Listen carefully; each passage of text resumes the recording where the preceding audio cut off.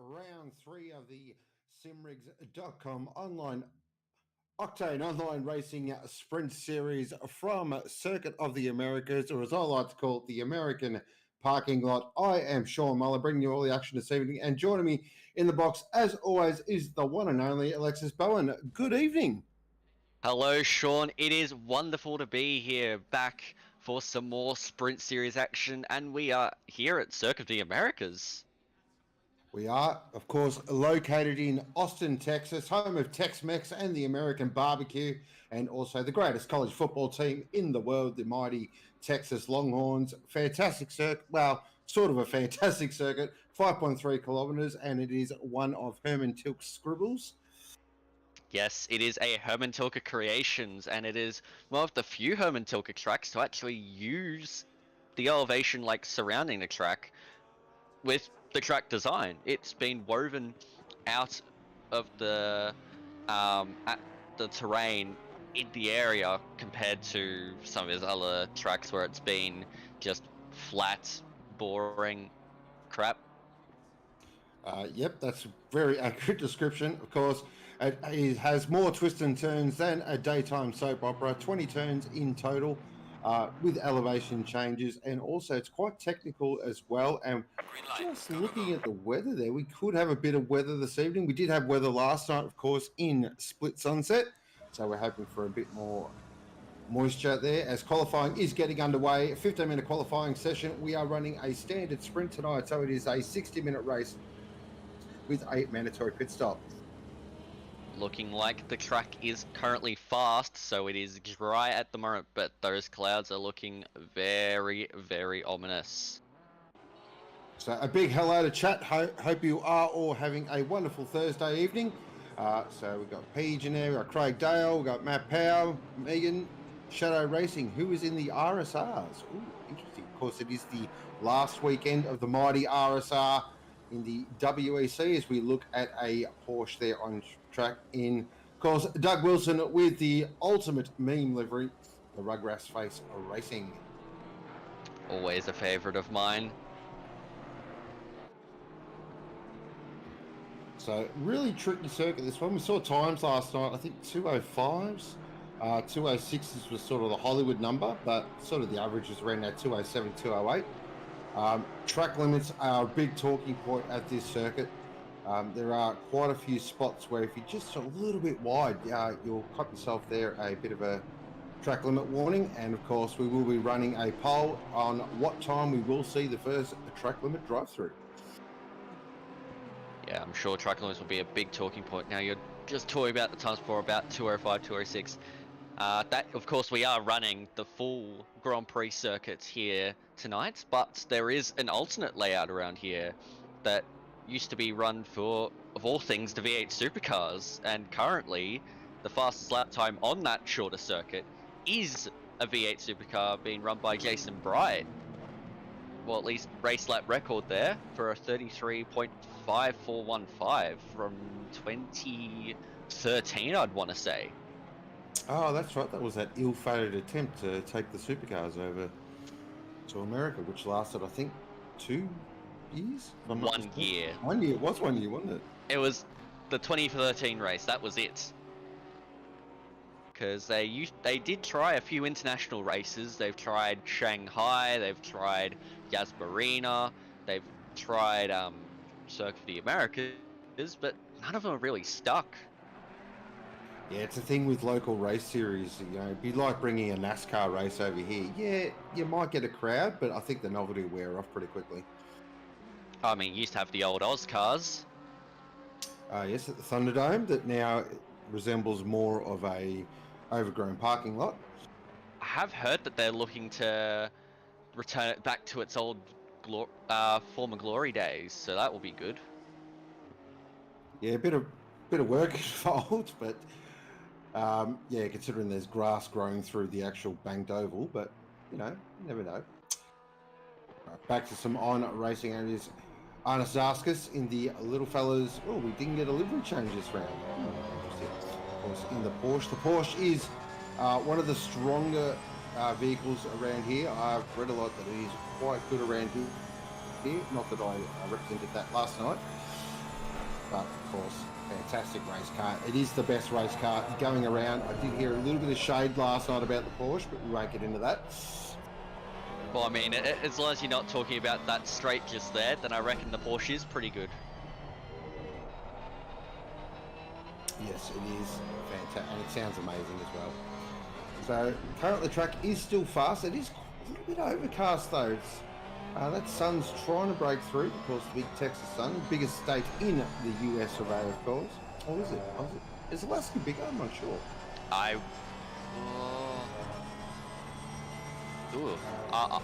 You'd think Alaska would be bigger. Yeah, you think so, but there's a question for chat. You can jump in and you can answer that for me. And as Megan lets us know that Arnes has been doing a lot of practice here, so we should expect him to be right up the point here. We might get a first indicative time there, and as Alec Rudin goes straight at the 205s with a 205.885, if you don't mind. Well, I will say that while Arnes's time was invalid, it was a 2:05.5 as Matthew Lamb goes a 2:05.8. Look at the gap. There's nothing between Porsche 1 and 2 at the moment. What can Paul Britt do? Goes into 4th. So we're starting to see quick times coming through now. I reckon it'll still be a little while until we see the true indicative times. Of course, track is still fast. We should hopefully see an optimum track in this session with how many cars going around. We do have 27 cars tonight. That does not include the safety car. Yeah, well, we did see a few not racing tonight. Of course, this circuit, of course, being one of the DLCs, of course, not everyone may not have it, of course. And also, it's quite a divisive circuit as well. A lot of people definitely ain't fans. I'm not a fan yet, but I am slowly coming around. I haven't tried this track in this game specifically, but in other games, I love it. The challenge of it, the technicality, it just really flows nicely. I definitely like that sector 1, so through those S's and that, I actually enjoy it. But that sort of back end through turn 9's horrible, and that Mickey Mouse section through 12 through 15, right through 15's a bit complicated for mine. I'm not a fan. There are a few complex parts of the track that make you think, is this really the best they could come up with? But yeah, that sector 1 is absolutely outstanding. Quite tricky in the wet though. Oh yes, I would 100% bet it would be. Just how tight you have to go up the corners. As Arnes Zaskas has gone to the top on a 2:05.7, so it's currently a Porsche 1-2-3-5. Business as usual then. Great to see. Of course, last night we did see a Nissan cross the line in first position. Unfortunately, was relegated due to a penalty, so that was a bit sad because I knew the Nissan gang were really hoping for a big result there. As we're looking at Shane McLaws at the moment, the Alliance Motorsport McLaren, one of the prettiest liveries on the grid. I would definitely agree as McLaws goes up into P7, 1.5 seconds roughly off the pace of Zaskas in front. Here's our man Ascari. Of course, you did hear him in the box last night, made his Sprint Series debut in the commentary box in his own very unique style. Good to have Ascari in the box. He is a very unique character and has a lot of great things to say, that's for sure. And I will say, it's an interesting livery he's got on there, but it works. Yeah, it's a bit of a shoeies. Who doesn't mind a good shoey? Of course, that was a topic. I'm not so sure on the shoey myself. It's out of that nice glass boot that Daniel Ricciardo made, then I'll give that a go. You sound like the kind of guy to act like he's doing a shoey on camera, but then it pans out and you actually see that there's a cup in the shoe. Oh, I didn't know that. There you go. Random facts. Starting early, I like it. Yeah, there are a few people that will actually act like they're doing a shoey on live television, but then it pans out and there's a cup in the shoe. So a Oh, few people doing the fake shoeies. oh, that's yeah, not a fan of that. Oh, Definitely hang not a on. fan. 2 secs. Matthew Lamb's going to the top on a 205.4. Never mind, Kyrune on a 205.2 as the track is optimum. So you should now see the absolute fastest times now. So with 6 minutes remaining in qualifying, I'm going to go early. We'll see a 204 here as Nissan Villalonga here, driving for Warren Shire Tribe, currently in 5th position. Really good qualifying. Yeah, Villalonga doing nicely at the moment. Where can he go as he crosses the line? He improves to just over a second off, but still in P5. Still very fair effort in that Nissan. Villalonga's had a very solid season so far. That camera shot actually is really deceiving, isn't it? Because it's right where the line is. So you think, oh, they cross that line, that's when the time pops up. But it's actually before that. It's one of those strange, weird quirks of this track. Yeah, it's yeah. You have the finish line before the start line. It's weird.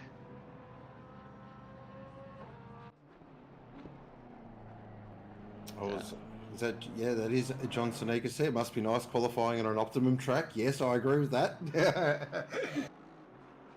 Neil Wood just crosses the line, goes up in the P21. Still 2 drivers yet to set a lap in this session with 5 minutes to go. Now looking on at Paz in the Nissan, the number 8 Pro-Am driver, currently P15, 2.5 seconds down. Reckon there's a bit of improvement there for Paz. Wasn't overly confident. I was talking to him yesterday about the car and the track. He just felt like he just hasn't got his head around sort of how to extract the most out of the GTR around here yet. And he's not a fan of the curbs, or the curbs of death, as he likes to call them. Yeah, seems to be a few tracks in this game that can really catch you off guard when you hit the curbs. I know last weekend at the Silverstone 6 hour there was that if you hit the curbs there you were going to go flying. Here's Paul Britt at the moment. Does he improve his time? He does, up to 4th position. 0.59 off though. Kai Rudin, who's still got the quickest time with a 205.292, which is extremely quick. Matthew Lamb in 2nd. Zaskas in 3rd. Britt in 4th. Regan Herbert there in 5th. Villalonga in 6th. Nibiris in 7th. McKellar in 8th. 9th is McClaws. And looking at the moment at Connor Hind in the 91 BMW. It's my personal favourite number and driver, in fact, as he goes up in the P7. Nicely done, Connor. Currently the fastest BMW out there, about a second faster than the next fastest BMW of Lawrence. Now here is Arne Zaskas. He's currently up by a fair way, about 0.4 per second. It's going to improve him up to P2, but he's still got to find a bit more time if he wants that pole position. Who are we looking at here? I believe this is Paul Britt. Yeah, he's up as well, 0.3 up. So this might improve him as well. This is about to get very close here. And it's going to be between all of the Porsches because I guess that's the only car that's good around here. On board now, getting down to this long turn 12. Really tricky corner, this one. You've got to watch that inside sausage curve, and then it's a little short shoot now through 13 and 14. Back to first gear. Just clip that apex, run it out a little wide, then tuck it back in. Really want to maximise traction. A little bit of oversteer on the exit there. Now going through this slow Mickey Mouse turn 15, and then into the quad apex 16, 17, 18. Great corner, this one. This is probably my favourite on the track. Just drift it out a little wide. Tuck it back in, and then it's flat through here. Just hold it flat the whole way. Then it's a little flick left, back down to 3rd gear. Clip that inside apex. Lovely through there. Again, a little oversteer on the exit. The Porsche does like to shake the tail. Now into the last turn. Really important to maximise drive traction out of here. He's 0.4 up. How high does this put him up? Oh, as Matthew Lamb goes quick with a 205.115, and Britt stays there in 4th position. But look at the times. There is 0.3 covering the top 4 at the moment. And that 0.3, all Porsches with the next car in the lineup, Regan Herbert, 0.7 down. Of course, needs to set a few more lap times yet, but it's looking good for the Porsche drivers at the moment. Zaskas little 0.1 up on his best time, which could be enough. If he can find just a little bit through here now, if he can get to that 0.2 up, it might get him on a second on the grid. Brakes very deep, of course. The Porsche is an absolute monster under brakes. Does he improve? Uses the whole track there. Lost a little bit of time there on the exit. Stays third. Here's Kyrune. He's up a fair way, but he's lost a little bit of time through there. Of course, he's still very early on in the lap, so still plenty of time to get that delta up.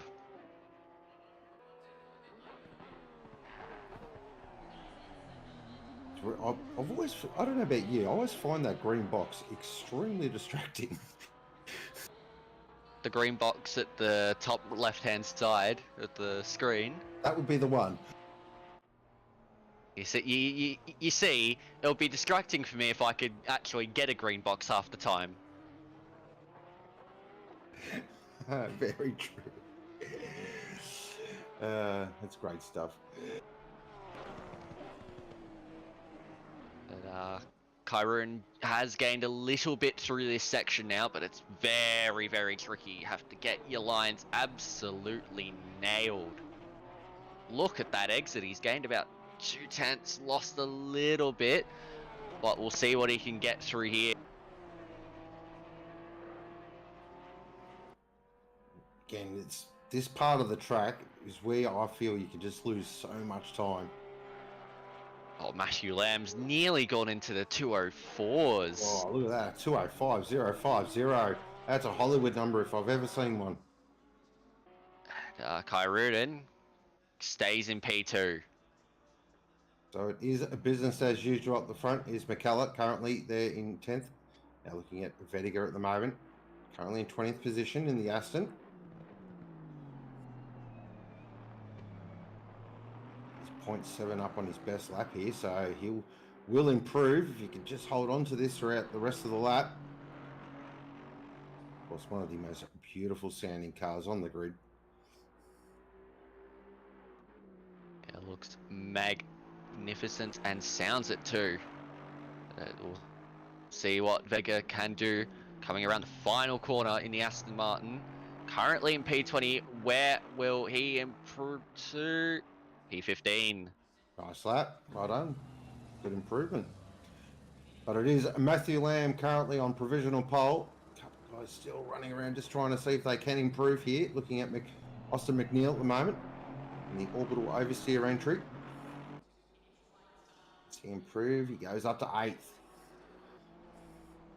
Nicely done. Now here's Lawrence in the BMW in the Midas livery. Got to love a bit of Midas. Does he have the Midas touch here? I've been waiting all night to say that. Well, that last corner looked good, and he moved into P17, so he does have a little bit of that Midas touch. And that does it for qualifying. So yes, it is a Porsche 1, 2, 3, 4, led by Matthew Lamb, Ali Kyrune, and Arna Zaskas and Paul Britt, your Porsche front 2 rows. Then Regan Herbert is in P5, followed by Nate Villonga, Matt Nipres, McNeil, Hind, and McKellar, your top 10 for this 60-minute race around Circuit of the Americas. And looking at the weather there, it looks bone dry. 22 ambient, 28 track temperature, and it doesn't look like there is any rain on the radar, which is a bit of a shame, but it should provide, though, a really close race, I feel, between our top 4, which is fantastic. Of course, you are watching the Simrigs.com Sprint Series presented by OOR. This is Split Ascari. Of course, stick around after this race. We will have Split Becketts or Split Red or Split Sad Face, whichever you want to call it. The blood split. The blood split. And there is talk that a couple of drivers are going for the one-lap drive-through. Look at that livery. It cracks me up. Of course, coming up to Christmas, you can go and visit simrigs.com for all your sim racing needs. There is some really great things on there at the moment. And of course, our fantastic OR Patreons still receive a 5% off in-store discount. So get around that and buy yourself a nice Christmas present, maybe a set of pedals if you so desire. Now let's have a look through the liveries. Of course, we do have some absolute stunners. Midas livery, yes, the Rugras Face Racing. There's Ascari. Of course, the beautiful Simrigs safety car, the Camaro. Looks like we did have a few drivers who were unable to set a lap time. Now, was that quali bands or was that just... interesting, huh? As we fly around the Circuit of the Americas, bit of a rock concert going on there at the moment. Oh, no, it's a DJ. Okay. Check, A y'all. DJ doing absolutely nothing. That's skilled. He doesn't even need to twist the tables. What a man. Oh, it's a lady, actually. What a lady. How'd the turntables?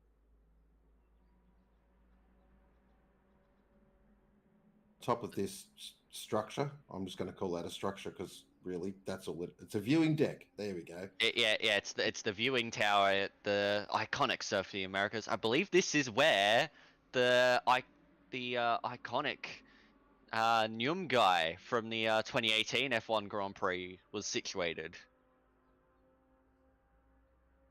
Again, didn't know that.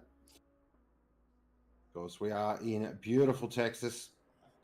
They do things bigger and better in Texas, as they will tell you all the time.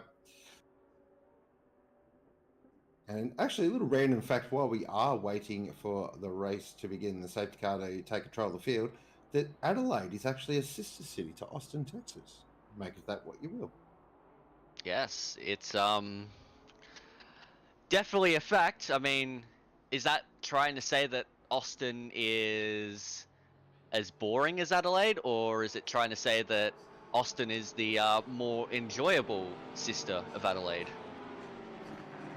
Well, I'm going to go with the latter there. I've been in Adelaide a couple of times, and well, it is basically a giant country town. That's perfectly honest here. City of churches. It is. It does have, though, the best cricket ground in Australia. I will say that. The Adelaide Oval is a beautiful place to watch cricket. It's currently where the T20 World Cup semi-final between England and India is going on at the moment. Go India. We want an India-Pakistan final. A packed MCG. Be amazing. Oh, the atmosphere would just be electric. But we do have a race to contend with here at the Surf of the Americas for the Simrigs Sprint Series. 60 minutes. It is completely dry. Optimum track temperatures of 28 degrees. It is going to be a barnstorming race, especially if the Ferrari and Nissan can hold on to the Porsches going down this straight. They will demolish them down the straight. That is a big key, isn't it? Those Porsches have really got to get through that sort of sector into turn 11 with a nice gap to not allow those big power Ferrari and Nissan to get into that slipstream, because it is a long back straight from turn 11 to turn 12. I reckon even the Honda could get a nice slipstream from either the Ferrari or the Nissan and slingshot down the inside of some of these Porsches if they don't quite get the run. So I reckon you could see a fair bit of a different order at the end of lap 1. Now look at some of the names up the front there. Lamb, Kyrudin, Zarskas, Britt, Herbert, Villanonga, Niparis, McNeil, Hind, all top tier operators. So this will be, I'm strapping in. I reckon this one could be one of our races of the season. I've just got that feeling about it. I have that feeling as well, and I am going to go with a Villalonga win. Wow, he's gone right out there as the safety car now pulls away. Matthew Lamb will now control the field, 80 kilometres an hour. Must be in a double file formation. Should get those gaps nice and tight. Here we are, round 3, split Ascari. Simrigs.com Sprint Series from the Circuit of the Americas in, of course, the mighty Austin, Texas. Grab yourself some ribs, grab yourself some Tex-Mex, and get comfy for 60 minutes of fast and furious action. as they come through the last turn now. And we are about to go. Long hold, very long hold. Got to wait to the control line, of course. Couple of cars look a little out of position there. But we are now racing. Everyone's getting off the line quite well. A couple of cars spread out wide. We're going to see probably 3 or 4 wide action into turn 1 here. Matthew Lamb controls the field, brakes nice and late. Looks like everyone's going to get through. Do we get through turn 1 without any incident? And it looks like we have. So big well done to everyone. No safety car. Fantastic stuff here from Split Ascari. They plunge down now through the S's.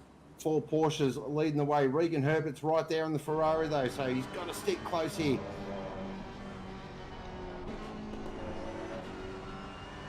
On board with Herbert at the moment. He's got Paul Britt in front of him, so you can see the Porsche just has a little bit more drive traction through these S's. But Regan's really grabbing the Ferrari by the scruff of the neck here. They plunge down now into turn 11. This is super important for Herbert. What can he do? Just get right on the back of that Porsche. Oh, Paul Britt goes way too deep. A little bit too late on the brakes there. Gets a nice exit though. Didn't cost him too much, but he's lost touch with our top 3.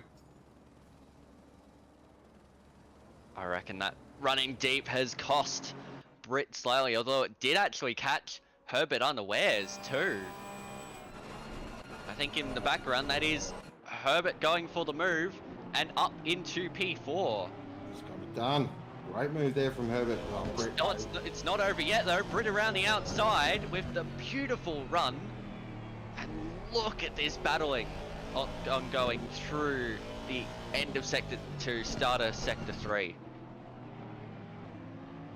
There's also McNeil at the moment, currently there in P7 at the moment, so a good start. Just it looks like we have lost Villalonga though, so something's happened to Villalonga there. He's dropped down to 13th position, so he's had a bit of a moment. Yeah, I did notice that he didn't quite get the launch off the line. I reckon he was expecting it to go a bit earlier than it actually did. And yeah, just couldn't quite get the run in the Nissan. Of course, it does bog down a bit on the start. But unfortunate for Villalonga, but I'm sure he'll be able to recover. Definitely will. Plenty of time in this race. 60-minute race, of course, so... Look at him, already up into P12. Oh, very nice job. Couple of drivers here that are doing really well. McDonald up there in 13th, Pass up there in 11th, so a couple of our Pro-Am guys having a real red hot crack. And then of course we've got McNeil and McClaws, P7 and P8. They're mixing it nicely with the pro drivers. Here's Brad McDonald at the moment. A beautiful Shell Helix Ferrari. Jason Wilson in the mean. There's another one that sort of wasn't overly confident with his knowledge of this circuit and his top speed around here. But it's one thing having pure speed, but racing around here for 60 minutes is as much about survival and just being a little cautious than it is outright pace. Yeah, you can be as fast as you like around here, but if you get the 4 warning, you get the 3 warnings, and another one to get that penalty, all of that pace is null and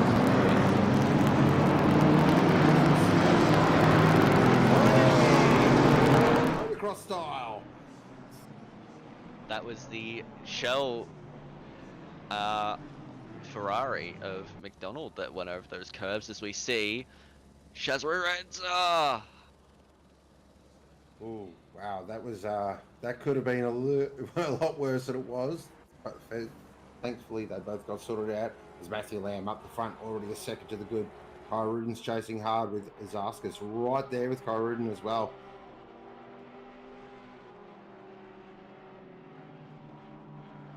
Cosmo currently on 8th position in the Alliance Motorsport entry. There's Villalonga down there in its 12th on screen at the moment, so it's definitely had a bit of a moment.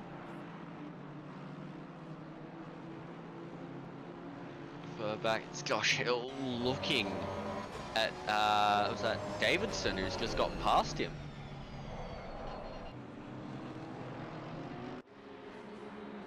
Look at this, actually look at this pack here. Oh, this is feisty. This is popcorn inducing stuff. do have plenty of drivers. As Hill has a look up the inside, but Davidson defends nicely in that Mercedes. Although runs wide.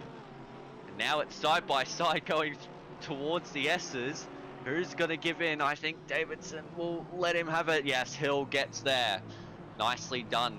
Spooked Davidson into the mistake as the pit window is now open. Unfortunately, with this weather the way it is, we're going to see, I think, a pretty normal strat night. So they'll probably just run halfway, come in, put on a set of boots, grab some fuel, and run to the end. Well, that's boring. Yeah, I know, isn't it? It's got a replay of the start here. Comes through at 4 or 5 wide there in some cases. I can replay actually. Oh, no, they didn't get through. So it was just a little bit of a tap. I reckon that was just a little bit, just slight misjudgment from on the 3 wide. I don't think anyone could really be put at fault for that one though. So it just looked like they condensed together a little bit. Saska's currently really putting Kyrudin under heaps of pressure here, so any small little mistake here from Kyrudin, well, if he makes one, it gives Zaskas an opportunity. He actually gets a really nice run there out of the last turn here. He's in the slipstream. It is Porsche v Porsche, so it's kind of null and void.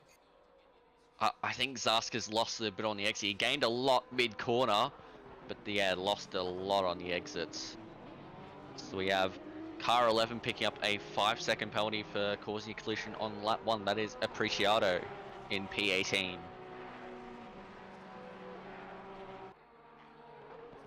Tell you what though, just one penalty from the start so far.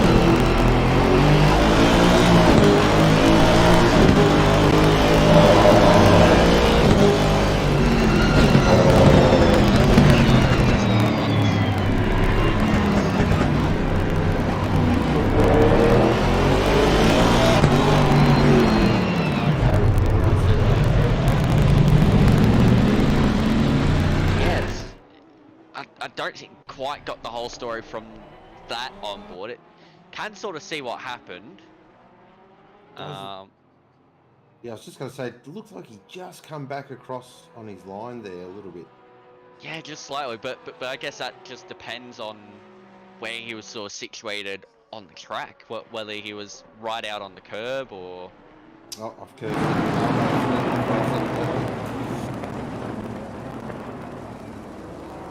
Let's have a look from this angle. Oh yeah, okay, so that's a lot easier to see. That makes it look a little, yeah, a lot more obvious. Kind of behind at the moment, currently with Villa Longa. Paz in front of him, so we've got 2 Nissans heading a BMW here. It's actually a good battle. I'm enjoying this. On board with Hind at the moment. Losing the rear end a touch on throttle through there. Of course, he is running TC8 in the BMW. That's what he was running at Silverstone, actually. He seems to quite like having a bit more TC to play with, just so he's not running the tyres too much of a muck. Does seem to work out for him, though. Yeah, here we go. There's a battle here between McDonald and Wilson. McDonald does the switch swap, goes left, goes right. Try and go around the outside, maybe try a crisscross underneath here at turn 1. No, can't quite get the run. Just not going to out rear traction a Porsche there.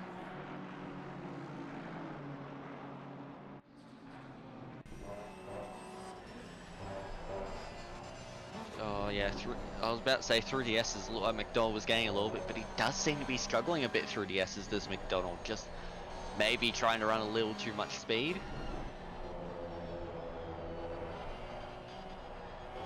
He's still doing very nicely up in P16.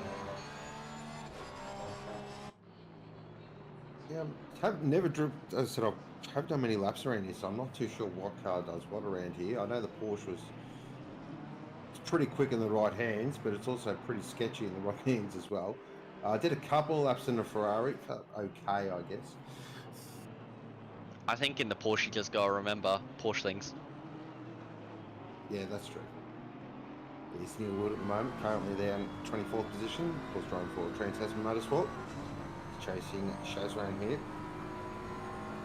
He's hitting the toe, but trying to slipstream a Honda is quite difficult. Yeah, it's never easy, especially in the BMW, which, while good on the brakes, can struggle a touch on the straight line.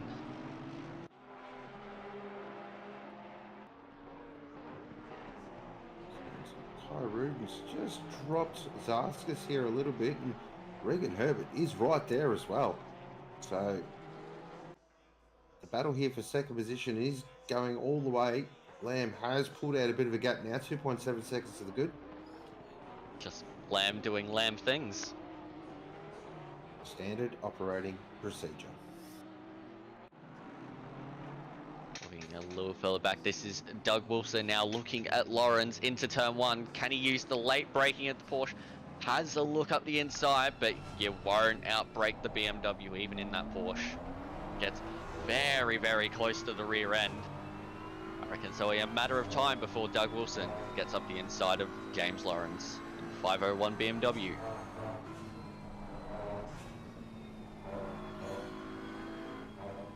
Again, it's one of those you can see here, see the Porsche just through that mid corner there can carry just so much more speed. But it's so hard to pass here. There's not a lot of opportunities through this section of the track. So, again, Lawrence just a little sketchy there on the exit. Wilson's having a big look in rug race. Having a Here we go. He's going to go for the move up the inside. Really late on the brakes in the Porsche. Does he get the traction out of the turn? No, he doesn't. The BMW says, I've got this.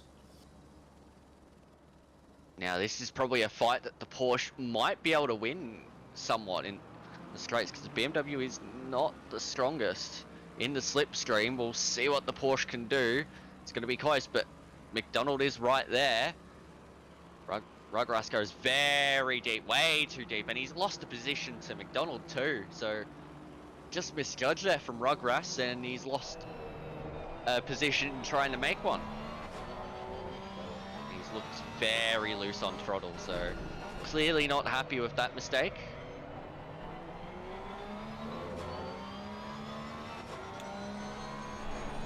And I think it's a momentum track as well. You know, of course, if you did watch the Silverstone 6 hour over the weekend, a lot of talk was momentum. And I feel like this is one of those tracks as well. If you just, especially through that S's, if you get offline, it can cost you so much time. It's really hard to get back in your rhythm again. So really important to make sure you hit every apex, every braking marker, lap after lap, really getting that not mistake. 2 secs, we already have a drive through. Oh, there we go. Ferguson has got a drive-through, and that will definitely be for track limits because he has not pitted yet. That is 13 minutes into this race that we have a drive-through. And holy hell, that was a nice move from McDonald. But here comes Rugras. Up the inside, through the S's if you don't mind. And Lawrence holds on. Great racing, side by side through the S's and no contact. Fantastic stuff from Lawrence and Wilson there. Yep, Ferguson's drive-through penalty is in fact for track limits. Well, there you go, split Becketts. The challenge has been laid down. 13 minutes. Can you top that blood split?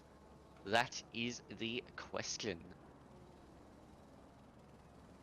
Now look at how tight this battle has become. P14 is now being contended among McDonald, Lawrence, Wilson, Vediger, and Appreciado, with Ferguson with that drive through a little further back. He won't be joining this battle anytime soon.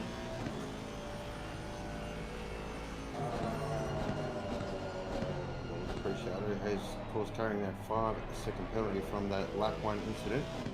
He is chasing Vediger at the moment. Actually, this is turning into a 5-way battle. Yeah, righty. This is about to get really jalapeno hot.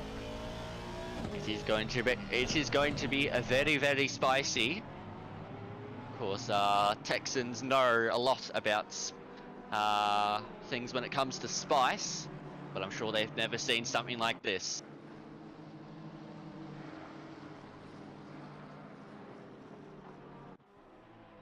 Back up the front. Oh, so what's happened here? So Regan Herbert now. So Zarskas has got past Kyruden here. And yeah, Zarskas is absolutely flying. Was Kyruden had a moment? I'm not too sure there because he's dropped right off Zarskas here. Regan Herbert's right on the back of him. So. Oh, Herbert! Oh, what a save from Regan Herbert there. Absolute car control.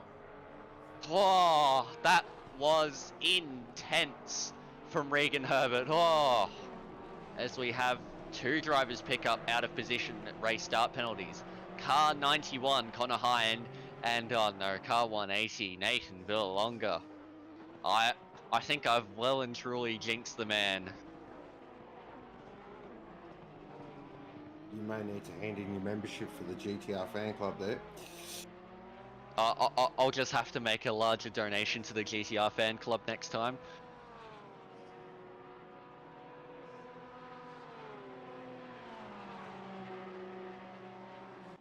With that mistake from Herbert, that's now brought Britt right back into the action. So it is going to get tense. Meanwhile, out front, Matthew Lamb has about 3.7 seconds over Arna Zarskas, so business as usual for Matthew Lamb. Arna Zarskas doing very nicely. Zarskas, yeah, he's flying at the moment. Oh, here we go. More. It's more of that beautiful slow-mo action, bit more motocross action. Whoa, beautiful. So that was Herbert a few laps ago, I reckon. So Kyruden's made a mistake somewhere, dropped behind both Zarskas and Herbert. Herbert's made that mistake and dropped back behind Kyruden. Whoa! Oh, those sausage curbs are absolutely savage. They are deadly. Oh, that was tight. Now it was just the Porsche. Going down the straight, holding side by side with the Ferrari on the brakes, just able to get enough on the move. On the exit, yes. Oh, there was a little bit of contact. Fair play though.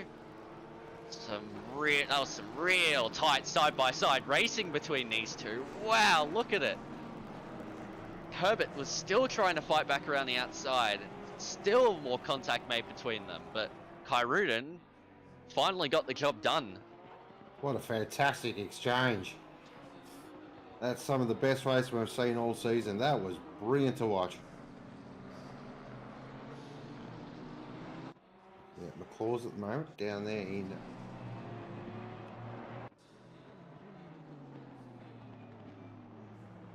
Connor Hine there, currently running in 12th. He's got the Nissan gang in front of him.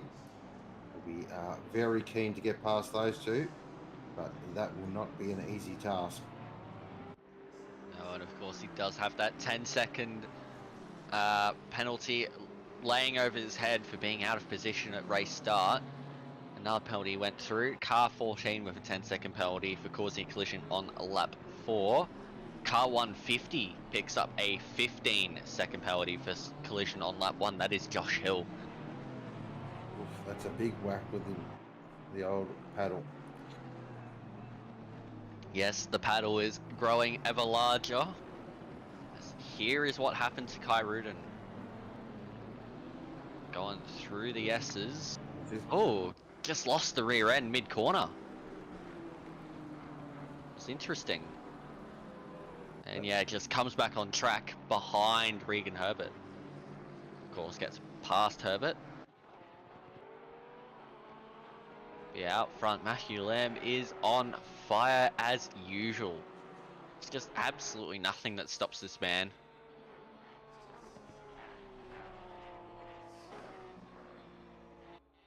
He is a very, very, very quick operator. Yes, indeed. Things are... Whoa, what do we got going on here? Oh, Oh, That did not seem the most kind there from Lawrence, forcing Wilson off the track there. I'm sure we'll get a replay of that, and I'm sure the stewards will have a very deep dive into that. Of course, a big thank you to all our stewards. Very tireless workers they are. They do donate their own time, selfless job, and of course OOR wouldn't be as great as it is without their fantastic hard work. Oh, Rugras. That's Wow. 101 right there. Yes, indeed. Oh, Lawrence very deep on the brakes behind McDonald. Oh, it's McDonald! Oh! Right up in the air on the sausage curbs. What is it with the Ferraris and the sausage curbs at the moment? I'm really enjoying them. They're just getting absolutely demolished by those sausages. And now, Rugras on the brakes. Oh, that's very late. Oh! So close to the back of the BMW of Lawrence. And again, Rugras trying to gain a position, loses out on one. That could have been disastrous. But here is what happened at turn 1.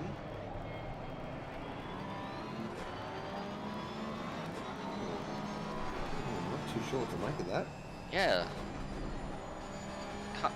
Can't really come to any conclusions there, but just seemed like side by side between Lawrence and McDonald, and Lawrence couldn't make the move stick, tried to defend from Wilson. Yeah, I don't know, hard to tell. But we are seeing a few pit stops being made now, so you will see. I reckon you'll see a lot of drivers into pits within the next 10 to 15 minutes or so. Yeah, a couple of guys, McDonald and Rio here, going in quite early. It's a long time to run on those tyres. I know I'm sort of not too sure on the tyre around this track, but from just my own personal experience, the car I ran pretty long last night, and yeah, the final 5 minutes was very slip-slidey action. I thought the entire track would just be slip-slidey action. Yeah, look, it pretty much was. I was at a constant state of drift. It's Matthew Lamb now really extending this lead now. This is where he gets into his rhythm. Once he gets into this rhythm, oh, here we go, on board with a replay here. This will be Wilson here. Coming to the pit lane. Oh dear, oh no. Oh, wow. That was close. Wow, that's heads up driving. Like, in a way, That has got to be one of the best avoidances I have ever seen, ever. Of course, Rugras hasn't had his luck with braking tonight, but wow, that was great heads up drive. Unbelievable.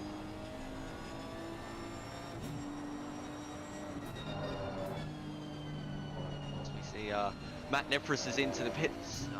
Villalonger up the inside of Mikel. Mikel just went wide at the second last corner. Villalonger, does he get the move done? Yes, he does. So up into P9, Villalonger in the Nissan. He's on a bit of a recovery drive here at the moment. There's Mikel in that magnificent bumblebee. I really love that thing. So Rugras has decided not to come in this time around. He's had a pretty eventful race on Rugras. Yeah, I reckon so. It hasn't been the easiest of races for Doug Wilson, but he's still getting through it like an absolute champion.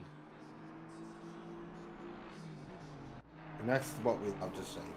Just getting the head down and keep on trucking is what I say. It's Ashley Vedica at the moment, currently down there in 12th position. Doing nicely in his 175 Aston Martin. Very nicely. Yeah, he's been driving really well as Vedica. Of course, drives in the Ferrari in the Enduro season. So another one that does cross manufacturers between Enduro and Sprint Series. Yes. So slowly closing in on the back of Lawrence in the BMW. Of course, we've seen a lot of Lawrence in this race. Been caught up in a lot of feisty action on the track.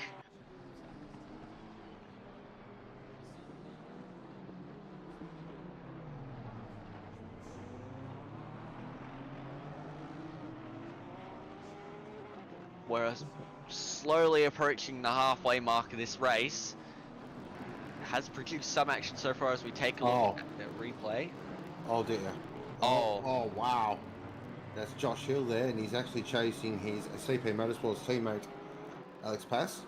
So I'm hoping that's only the replay we saw of the... Oh, no, that's a broken Porsche. I'm just going to assume that was an equipment failure and not a intentional DNF. Yes, I hope so. Yeah, it looked like, didn't it? Just went straight. Car didn't react.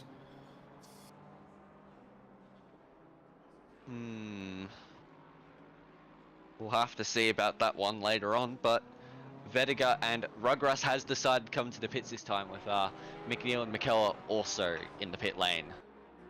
We just caught the final part of that. That was the lovely little drift there from Matthew Lamb. I don't know if anyone saw that, but just a nice little slide there. That was beautiful to watch.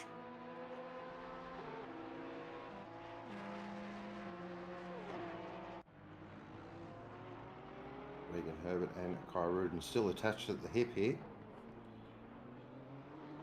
So this is where you start thinking about, do you try and go for some sort of undercut or maybe an overcut? Again, I'm not 100% versed on this track on how strong the undercut would be. I'm sure some of our more quicker top tier operators in chat could definitely help me out with that. Yeah, I've also got the option of, do you go in together as a Dickinson drive-through penalty? I wonder if that is also track limits, so could be our second track limits drive-through penalty. Well, that's 2, and that's 28 minutes in, so... Oh, as Kai Rudin does come in. So Regan Herbert staying out. We're going to get a real good indication here now. Kai Rudin's bit the bullet. Where can Herbert put his car? I assume he'll be in at the end of this lap. And yes, Dickinson is a drive-through for track limits, so not a good race for Dickinson, but he will just have to carry on, take the drive-through, and then he'll be into the pits for his pit stop.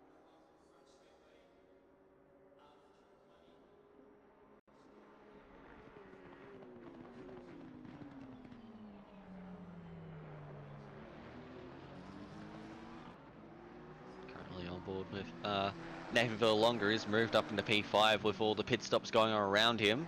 Currently being chased by Shane McClaws. Looking mighty quick as always. Of course, that Alliance Motorsport livery. We've mentioned it so many times, but it is just absolutely fantastic to look at. Just can't take your eyes off it.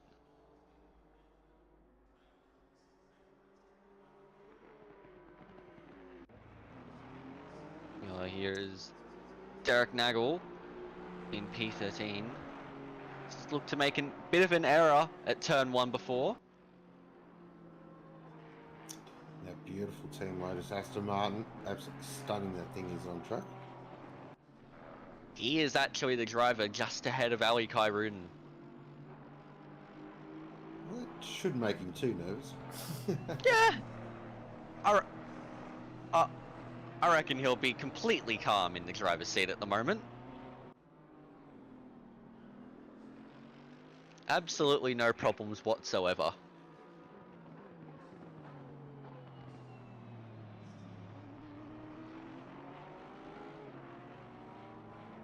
Yep, there is Kyruden right there, fresh out of pit lane, as we have Zarskus and Herbert into the pits. So we're going to get a real good indication here, and it doesn't look like Nagel's held up Kyruden too much, so this is going to come down to the pit crew here. Although, going through this section, it's not going to be easy to overtake, so this might be where Kyruden gets held up a little bit. That is the luck of the draw when you do come through pit lane. Oh, he definitely got held up there. He's trying to do some over and under and inter and outer and innies and trying to get past here because he knows that you will see that Herbert is in the pit lane. He'd know that. So he knows he's got to get this done as quickly as possible. And of course, Nagel does not have to yield to make it easy for him. But as Nagel comes in, so that kind of worked out there for Kyruden. But we'll see if he has lost the position here to Regan Herbert. Herbert is moving. Herbert's got Zarskus. He has got Zarskus. So how's he done that? Zarskus must have got pushed back in the pit lane. He must have overshot his pit box. So and when you look at that, they are both ahead of Kyruden now, side by side between Zarskus and Herbert, but Herbert holds on. So I reckon Zarskus has overshot his pit box, which means it is now Herbert ahead of Zarskus, ahead of Kyruden. Regan Herbert has pulled a master stroke here. Fantastic strategy call. Wow. So Kyruden now has got plenty of work to do. He's lost 2 positions here. Well, he's lost the 1 position. Zarskus was already ahead of him. Well, that's true, but technically it's 2 if you want. You know, he's got to get past 2 cars. If he wants to get back ahead of Herbert, then yes. But yeah, Regan Herbert has gained the most out of that. 2 positions out of those pit stops, and we're still waiting for Matthew Lamb to come into pits. Of course, I don't think anything that bad would happen to Matthew Lamb in the pits. But yeah, Herbert must be really happy with himself as you just saw him flashing. I reckon he might be overhearing the stream, knowing that he is currently on there and being praised.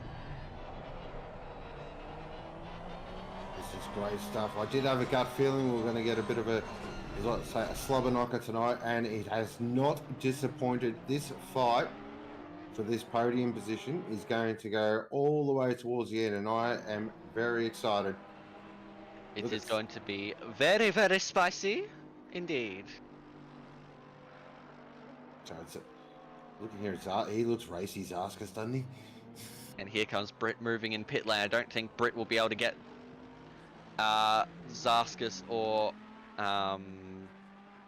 Herbert. I don't think he quite has the margin for Kyruden either. Tell you what, though, he's going to be thereabouts. Yeah, he's going to be there. Oh, here we go. Grab your barbecue shapes, ladies and gentlemen. We have got... This is going to be a 4-way fight. I'm calling it now. No. Don't just grab the barbecue shapes. Grab the full-on barbecue pork ribs out. We're in Texas. Gotta have the full-on barbecue. Can't just skimp out on the barbecue shapes. But we are gonna have a barnstorming finish to this race. 26 minutes to go. 4-way battle for what should be P2. Matthew Lamb is in the pits. Oh, Matthew Lamb. He's still in this race, isn't he? Oh, yeah. There he is. Yes, as much as we would like for this to be a 4-way fight for the lead, I mean, can we have it a 5-way fight for the lead? Can we just give Lamb a little bit of mid-race ballast? Yeah, actually, that's a good idea. Take some barbecue ribs to his car while he's in the pit lane. There you go, sir. Yes. Ah, yes. Good point there in chat. Lamb only needs an unfortunate drive-through for track limits. That's true. Yes. Yeah, Lamb has been absolutely faultless, and he has finished his pit stop and is now moving in pit lane.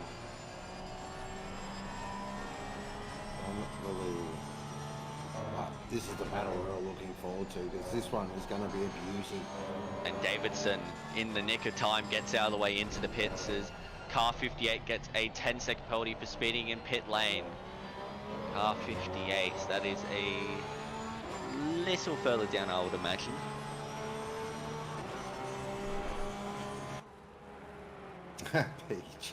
Imagine getting a drive-through while leading. I won't. Oh, was that? Maybe that was just that camera angle. It looked like Zarskas had a big look there. I reckon it was just the camera angle, but there again, the Porsche is very, very good on the brakes. As Carlson has a drive-through, so that is another drive-through penalty.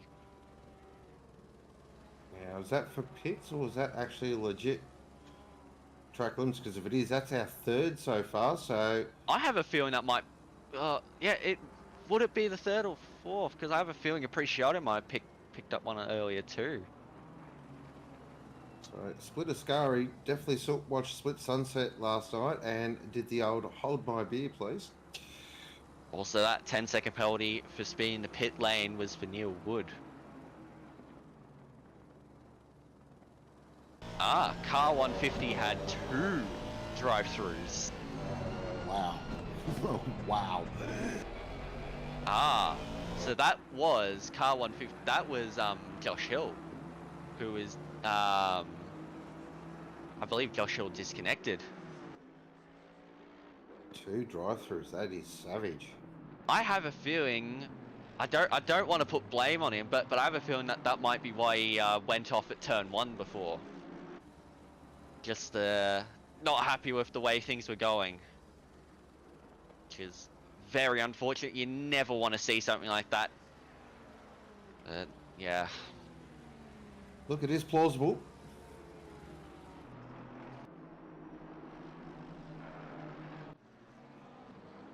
Yep.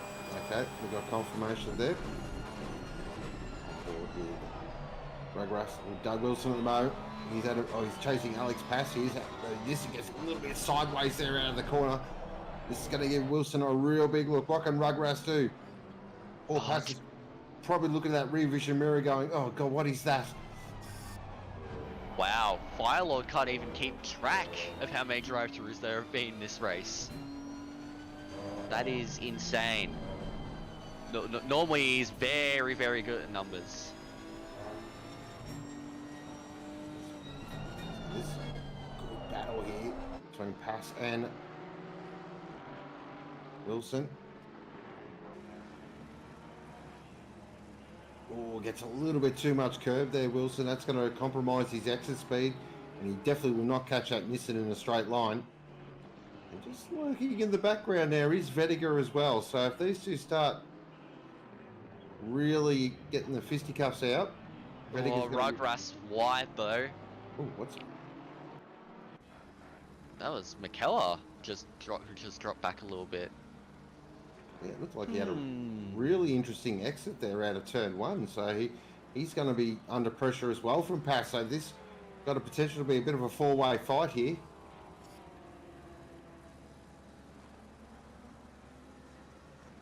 Well, got plenty of battle packs forming throughout the order. But out front, Matthew Lamb. Someone do something about him. 10.1 seconds. That is just insane. But Regan Herbert here has actually dropped Zarskas. And Ty Ruben's starting to reel him in a little bit. I have a feeling Zarskas may have made a mistake, because before, Zarskas was 1.5 seconds ahead. Now, look, he's right there. John did read my mind there. I was about to say Matt Nippers, currently in 6th position in the Honda. He's been driving fantastic all season. Should be in the Nissan in my opinion, but nah. All jokes aside, Matt Nippers doing a fantastic job in that Honda. May not be quite up there with the absolute top gunners, but he is showing real consistency. And that's what gets you high championship winning position or high championship positions. Not always being just outright super fast. Consistency wins championships and gets you good championship positions. Yes, always does. And it sounds like Zaskus missed the second hairpin, hence why Kai Rudin is so close behind now.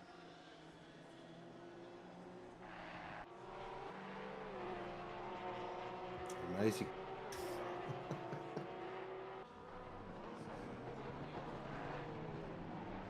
I will not take this Nissan slander. Exactly right there, John. Look at Matthew Lamb in the Porsche up in front. Amazing what you can do in a proper car. No. Really enjoy it. This is a great battle, this one. Look at Paul Britt's there in the background. So again, if these two start really getting into it, Paul Britt could definitely tack onto the rear. I just feel though Britt might not have the pace of these front four at the moment. I just feel like might be lacking something a little bit. Here's a little instant further back, I reckon. Oh, that was a late. That I reckon that move was coming a bit too late. Oh no. Let's take a look on the rear end. Spatial awareness I'm going to go with for this one. Yep. So that will be a firm smack on the wrist. Oh no. Oh.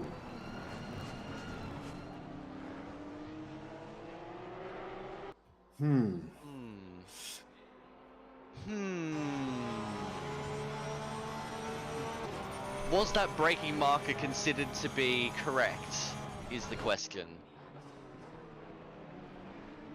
I'm sure we'll get... It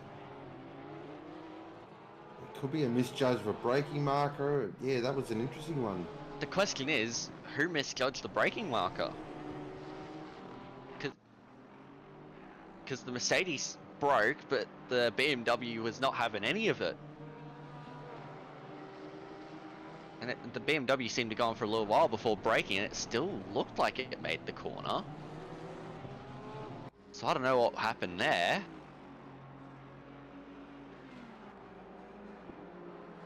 We'll have to let the stewards decide on that one. I definitely feeling for them. They put in a lot of effort. I wouldn't be surprised if they have a few beers out.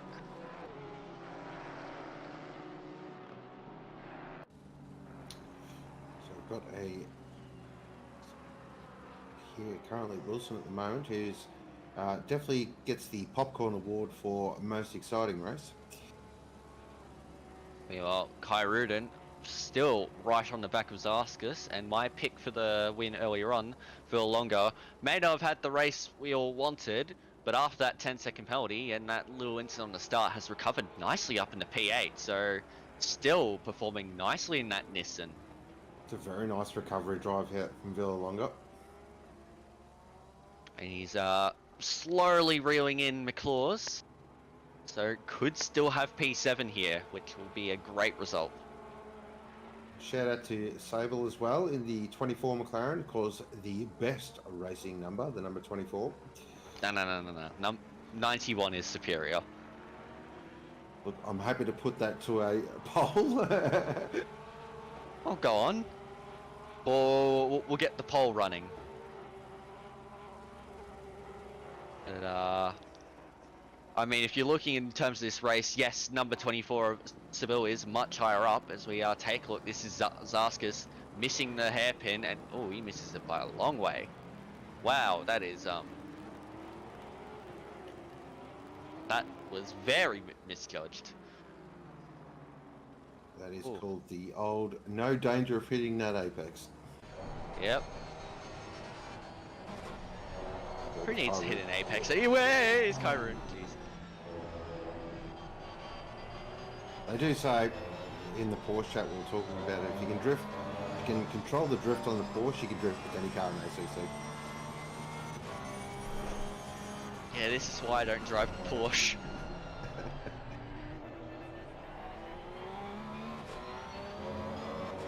Zaskus, I reckon this is close to the best he's driven all season. He's really good tonight.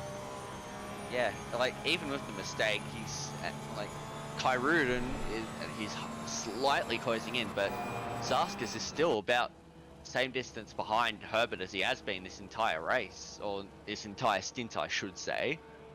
So yeah, he's driving well. Is Anastaskas looking like he could be on for a podium if he holds off Kai Ruden here? And the fact that Paul Brick just cannot make inroads on these two really says a lot about the pace these two are running. But a big shout out to Regan Herbert, who is absolutely, he's my driver of the day at the moment. What a performance this has been. Yeah, he's performed nicely in that Ferrari. Qualified 5th, a fair way down on the Porsches, yet is able to absolutely surprise them in the race, up in the P2 so far, doing nicely for a little bit of a championship charge.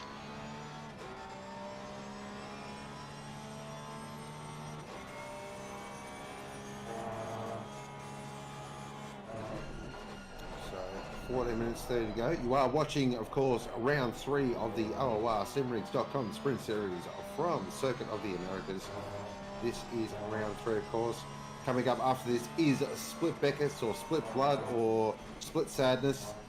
And we'll see what they've got for drive-throughs. I'm going to go early and say they'll get at least 5. I'm going to say that they'll get their first one within 10 minutes. Well, yes, JC did call that out last night. He said, well, the question is JC driving he tonight? is. Then yeah, I reckon 5-10 minutes you'll be right. Yes. I'm pretty sure at Silverstone he got like three track limits warnings in about 2 minutes. Yeah, pretty much. It was car 89 picks up a 10-second penalty for dangerous driving on lap 18. So car 89, that is the Mercedes. That was the Mercedes involved in that incident. So the Mercedes has been deemed to have broke too early. Well, that reminds me of that, it was a few years ago now, that supercars race, Greg Murphy and Marcus Ambrose, where Greg Murphy went up to Marcus Ambrose and basically said, "You could brake check me," and said a lot of other words that I won't repeat on stream. Oh, yes. Murphy and Ambrose, they had one hell of a rivalry between each other. They hated each other. And that's my kind of rivalry in sport. I love that stuff. Of course, if you want to talk about braking early, you could talk about a few things related to something called Formula One last year at Saudi Arabia, but we will not touch on that. Yeah, no, that tends to get people pretty fired up pretty quickly. Yes. So we'll carry on as we still have a fair old race here.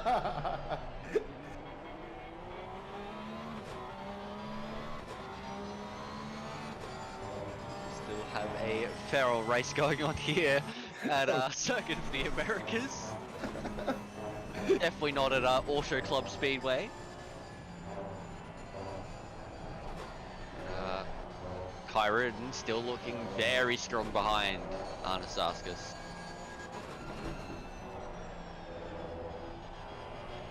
Assuming that was some sort of...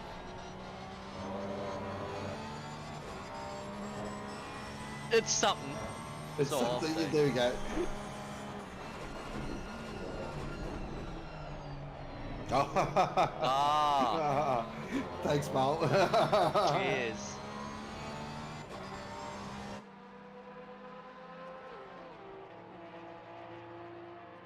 Oh, well, we enjoyed that at least. Yeah. Anyway, back to the on-track action as Kyrie's really starting to close in on Zaskas now. 11 minutes to go. He's just turned up the wick a little bit here. Can he find a way past Zaskas? Actually, I feel like they're actually reeling in Herbert here a little bit as well. So is Herbert maybe just struggling with a little bit of rear tyre wear there in the Ferrari? Maybe a slight mistake as Kai Ruden goes very extreme line, that one. Tries to get maximum drive. Yeah, wants every opportunity he can get at Anastaskas. I mean, we only have 10 minutes left. There's only really 5 laps to go in this one. They've got to get every opportunity they can.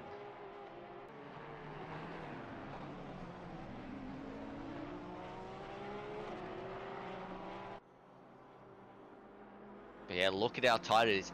You can see that gap visually is closing between Herbert and Zaskas. We are about to have a three-way battle for the final 2 spots on the podium. Who will finish second, third, and who will miss out on the podium? Has and Wilson continuing their battle as well.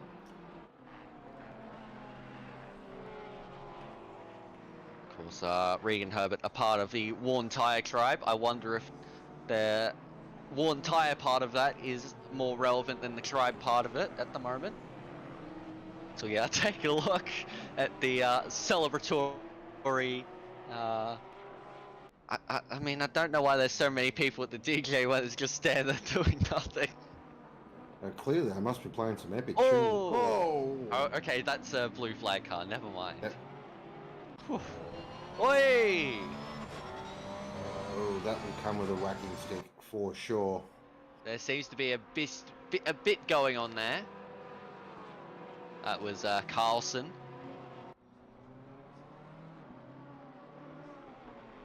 Actually, he really hurt Kyron there quite a lot because he was right up the back of Zaskas, so he's got to do all that again. But they are 100% closing in on Regan Herbert here. So he'll be just starting to get a little bit sweaty. Mum's spaghetti, all that stuff. Yeah, there it is. I was going to reference it, but you beat me to it. I'm glad we could think about the same thing for once. It doesn't happen often with us two, but it's good. It's good every now and then. Yes.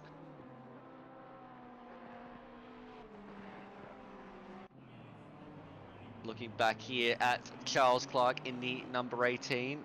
As, oh, look at that paddock club. It is absolutely blasting it out with people there. So packed at the paddock club today.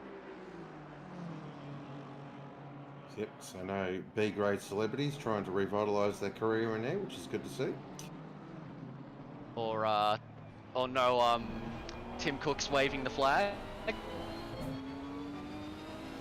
No Brad Pitt's giving Martin Brundle the cold shoulder. Yes. God, that US Grand Prix weekend was just so weird. Well, with Passier at the moment, he's giving Wilson a real hurry up. They're all getting very loose on the exit of that right-hander. I mean, it is so difficult. Of course, it is one of Herman Tilke's favourite corners to rehash on literally every single one of his layouts. Of course, it started with Istanbul Park, and ever since, it seems to have appeared on literally every one of Herman Tilke's creations.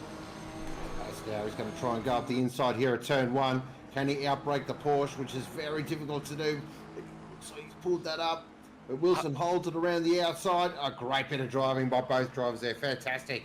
Look at how quickly the Nissan gained on the Porsche. It was insane. That Nissan is an absolute bullet. It is, but it can't do what the Porsche just did there, though. Slow down. Well, slow down and also hang it around the outside. Whoa, Wilson! Just shaking the booty there. Great bit of car control as well. Definitely some rear Pirellis screaming in protest here. Yes, and Zaskas has just dropped off the back of Regan Herbert ever so slightly. So Herbert still showing good pace.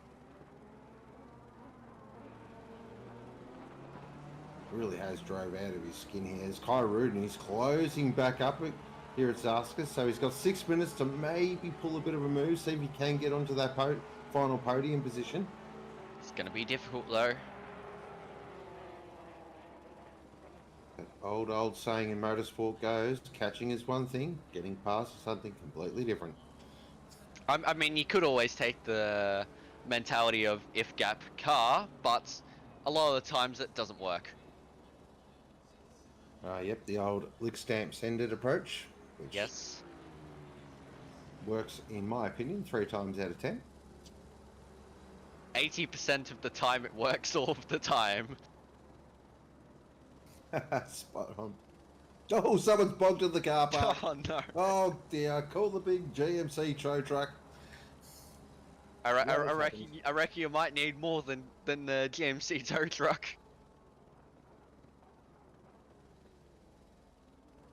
Oh well, they may as well just stay for the night party with the DJ. Yep. Oh, very good, Fire Lord. Very good. Yes. Yes. That was oh boy. We're really doing this, aren't we? As pit window is now closed, and hopefully is the pit window for Fire Lord's puns. That is up there with some of the best. That's very good. Sky Ridley gets just really squealy out of that turn. Such a difficult turn, that one. Car just does not want to hook up really grip-wise.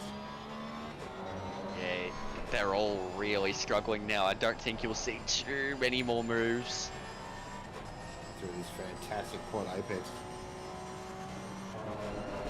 As always. Whoa! Wow! Yes! That's a drift. Drifted more than my bloody Nintendo Switch Joy-Cons. Oh, if someone can get a photo of that or a clip of that, that was amazing to watch. Oh my god. High level car control right there from Kai Rudin. The Barney the dinosaur coloured Porsche doing a fair old drift. So yeah, look further back. Connor Hind, Doug Wilson, and Alex Paz. This is not over yet. I've got a feeling Wilson is going to have another crack at that. Oh yeah, Wilson will be right on the back of Paz. And if these two make any mistake, Hind is right there.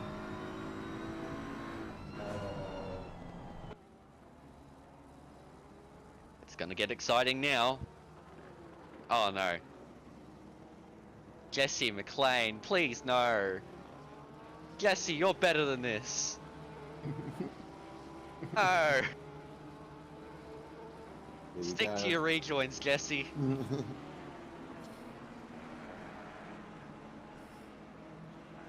But this battle is raging on. Oh, Wilson really wants it done. He doesn't have a lot of time left. It's almost got to absolutely throw a little bit of caution in the wind here through the S's because the Porsche is strong through here. But look at Hind here. That's a great last name, Hind. One of my favourite Essendon players. Also a bit of a speedster as well, and he's showing great speed here as well, Connor Hind. Oh, that turn 9 is the worst corner on the track. That thing is horrible. Off camber, yeah, just really catches you out. In any car, it's difficult because you just can't get any traction. Oh, Carlson's got another drive-through. Okay. Oh no, Carlson. Oh.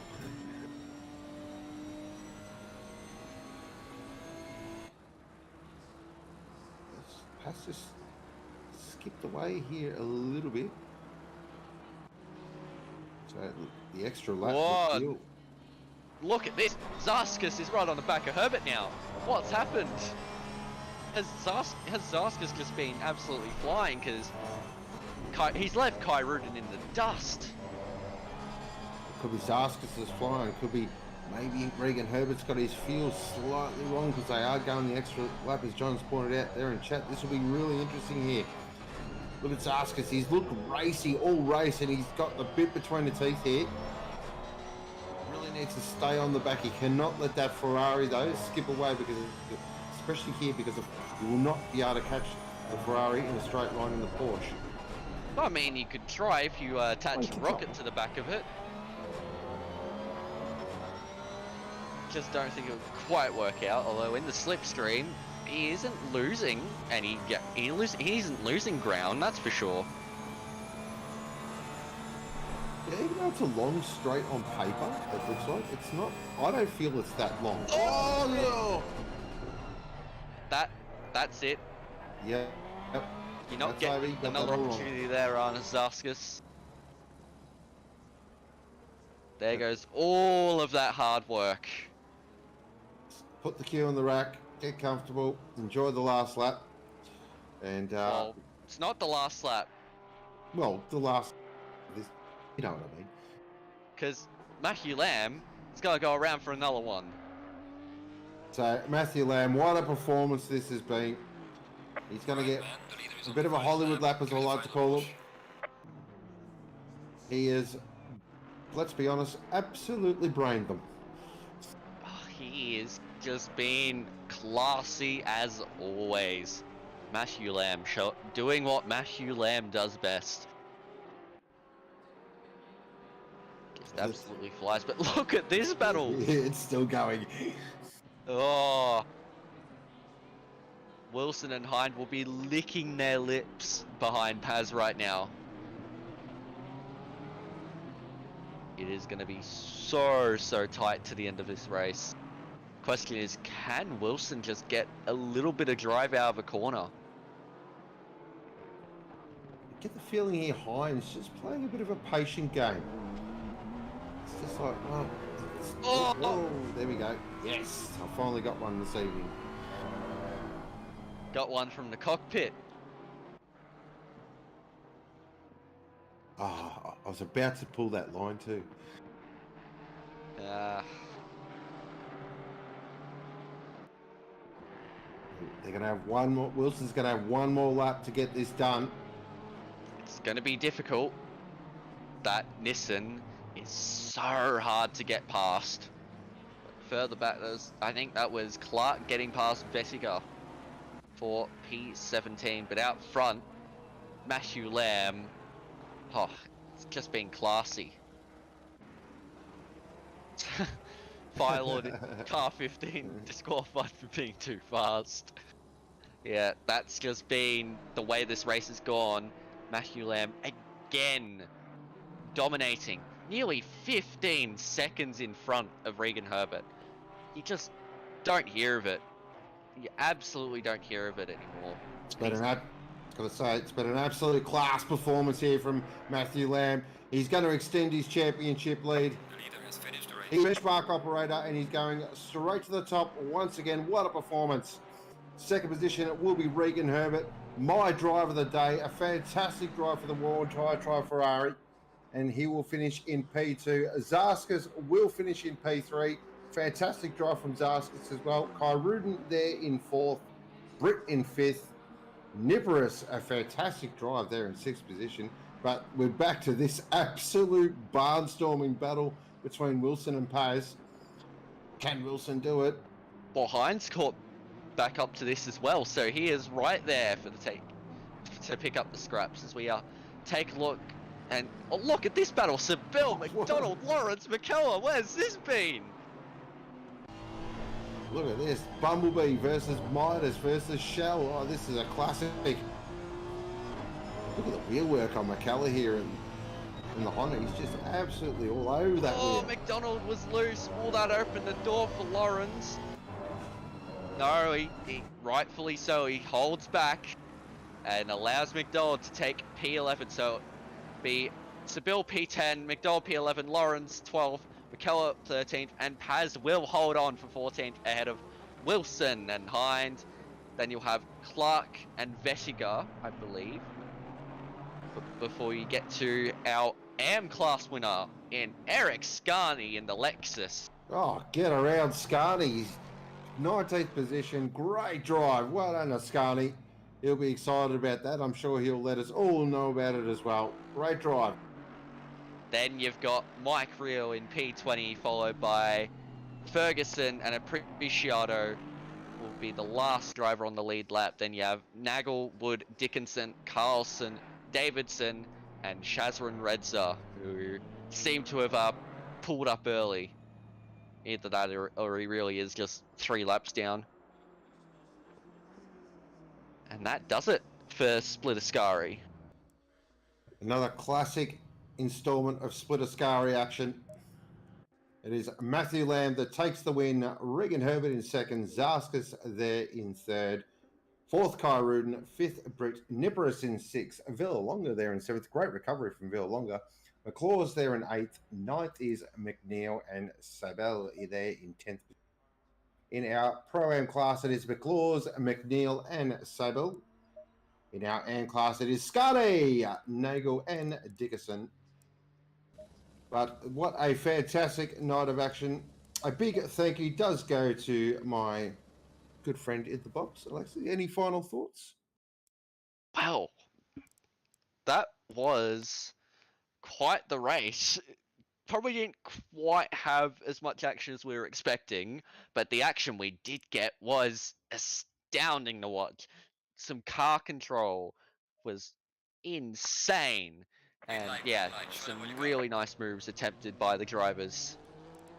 And that is a good segue to head over to our split blood commentators, the one and only Jean-Pierre Sneakers and Tom Maloney. Good evening. Good evening, Sean. Thanks for the welcome. Yeah, excited to be here. A bit confused by that race. There was no safety car. I wasn't sure that was still an option, but yeah, very good race overall, and looking forward to some exciting racing in Split Ascari, or Split Becketts, sorry.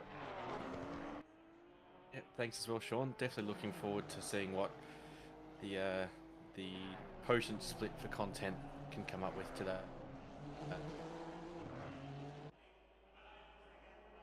Yeah, no, certainly we have a couple of very fast drivers here. As you can see from those practice times, it's fairly close up the top. So yeah, should be an interesting, well, qualifying and a very fascinating race. It's good to see a few different brands of car in the top. I mean, you have a BMW at the top, which is unusual to see at the moment. So I think that will be an interesting Green light, probably battle between that top five there. I think this is one of those rare tracks where balance is there. It's much like Barcelona. There's just a good balance between all the cars. There's strengths and weaknesses all up and down the field. Yeah, it's not awful. I mean, the Audi is still pretty much the strongest car here, along with the Honda and the Porsche, and then the other cars aren't as far off as they are in certain other tracks. But it's also very driver dependent. You know, the Porsche is rapid around here, but it's also an absolute handful through that first sector. So you know, it swings and roundabouts really. As we saw in that last race. So qualifying starts. People slowly make their way out of the pit lane. Each as it is Kovacs VTEC go. So not that fast, but we'll be hoping to put in a good performance. We have to. It's tradition by now, or to at least place a bet on a pole position. I guess we can go for a top 3. If you had to predict your top 3, what are we going for, Tom? I'm a fan of this guy we're following now at the moment, Mr. Weatherburn. He's always tended to show some good pace and sort of stick it up the top. I know we're missing Lucas Burst, who would usually be my absolute go-to for pole. So I'm going to go with Mr. Weatherburn, and I'm going to go back down the field and have a look at who else is here today. While you have a look, I'll say Giacomin for pole, Weatherburn P2, and Shady Samuel P3, with less than a tenth and a half between the top 3.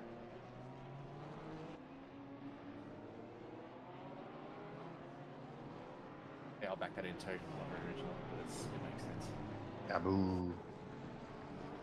But yeah, as we see here, David Barker, he's had a fascinating season so far. Always has a fair amount of pace, but he's also had his fair share of bad luck. So he'll be looking for a good round.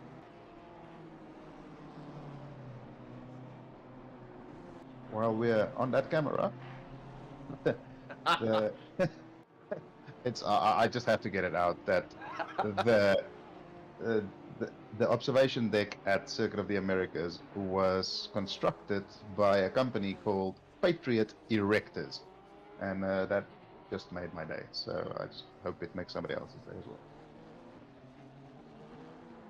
It's been demonetized, but that's okay. I think we were demonetized a while ago.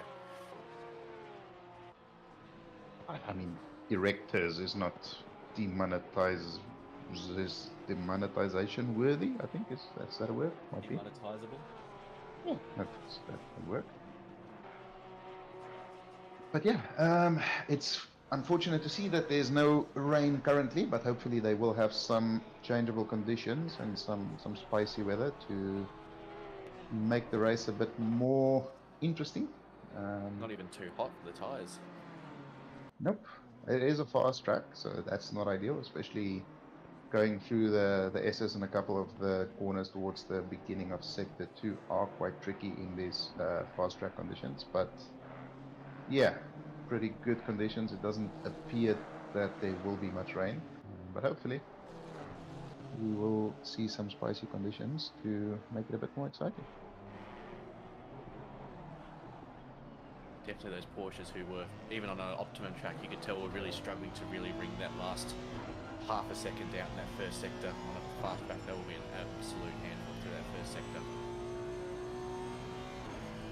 Yeah, the Porsches, I was watching Kairuden's on board, and he was just absolutely wrangling the crap out of that thing through the S's.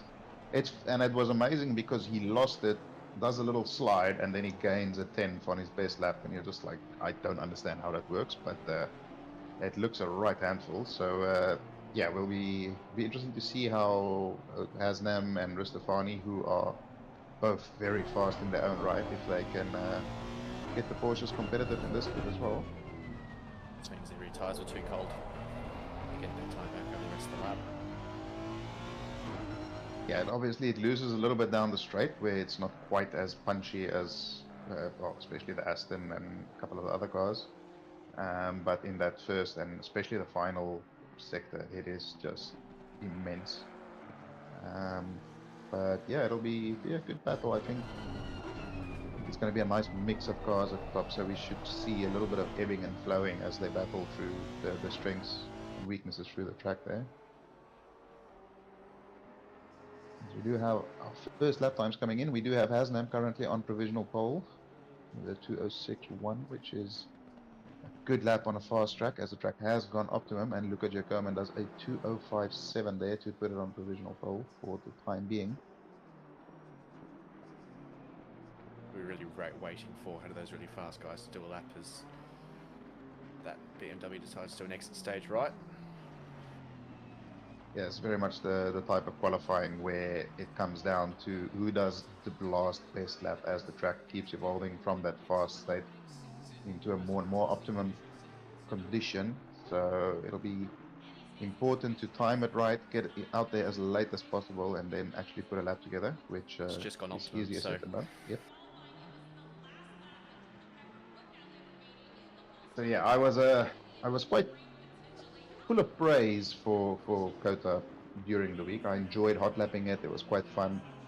And last night I had one of those nights where I couldn't put a lap together in qualifying. I started the race in second gear instead of first, and got a drive through and ended the race on 3 warnings. So it did kill a little bit of my love for the track, but I do still really enjoy it as a hot lapping track for sure. how do you feel that turn 1 as a racing corner? As a racing starting corner, it's not fantastic, but it's not much worse than a Monza turn 1 or a Nürburgring turn 1, you know. So I mean, it's not fantastic, but not that awful.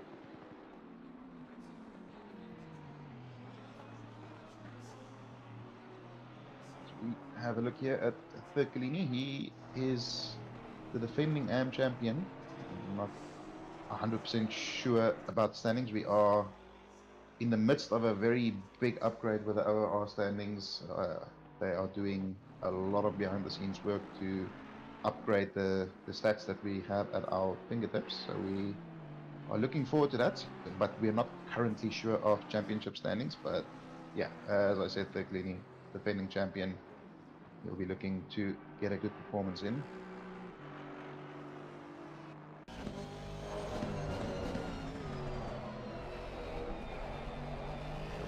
Halfway through qualifying at the moment. Things are starting to develop. Currently on the automatic camera, so it's just focusing on random things. Gary Lau there taking Scenic route. yeah. plenty of Easter eggs at this circuit, so definitely one to take the scenic route around every now and then. Yeah, you can go on the massive erection and have a view around the track and see what Austin looks like. You're only allowed up there for 10 minutes though. That is true, and it's only 70 people allowed at a time, so Takes 10 minutes to get up there and 10 minutes to get down. that's, I think it's, if I read correctly, I think it's 471 steps to go up there, which is a fair chunk of stairs. It's 450 steps too many cardio for me. 450, so you 21 stairs is acceptable for you? I don't know. That's There's flight. there's an elevator. That's, if there's an elevator, then one step is too many steps when it comes to cardio. Alright, yes, this is the second split. You are correct. So first split was a good race, not a particularly exciting race, but definitely some good racing, some good side-by-side actions and overtakes. And yeah, I'm sure we will see some excitement, as split Becketts never fails to disappoint. Lots of tail wagging as well. So get excited for some people sticking out the bum in Sector 1, because it's pretty easy to do from what we've seen.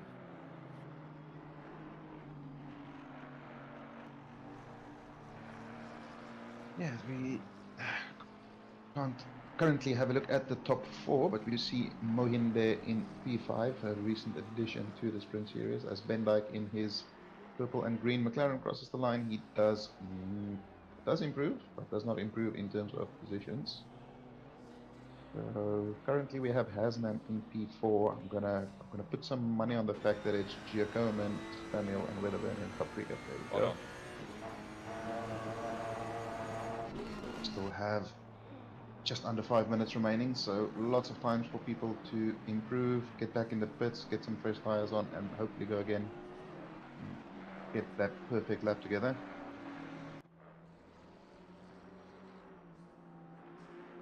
Mr. Velasquez here on the gamepad.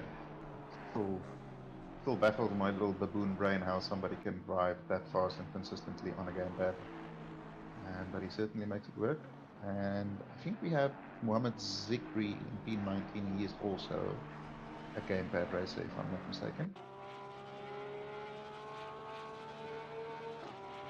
You know, I get hand cramps after a 3/4 of an hour race in F1 on a pad, so shout out to those guys, because I certainly could not do any more than that on these sorts of circuits. Yeah, and I'm wondering, I mean, ACC obviously has done a fairly good job of making it work on the gamepads, but I mean, the physics and stuff like that is just a fair bit more intricate, as we see Stewie Matthews there almost do a donut. Manages to keep it together. He will pop back into the pits and have enough time to get out for one more lap. But as I was saying, the physics, I think, is just much more detailed and more intricate here than it is in an F1 game. No offense to Codemasters. Well, that's an interesting line there by Alexis. Full offense, I think just being able to just manage at least even your scrub angle is just so massive in these cars, because they're so sensitive to your tire pressures and sorts of things. So really, one of the things that he would be missing out on is just that ability to really sort of feel when the tires are fully loaded. Yeah, you'd think so, but he does a fantastic job of just managing the tires. And like, I mean, I unfortunately not racing against him this season, but in the previous season when we raced against each other, he was very consistent throughout the 1 hour race and didn't have like a more noticeable tire drop off that you would expect from somebody scrubbing the tires. So Gary Lau there taking the non-optimal line. He will back off and we'll have enough time to go around for one more flying lap, as the Porsche there goes rather wide. Interesting line being taken by Split Becketts so far.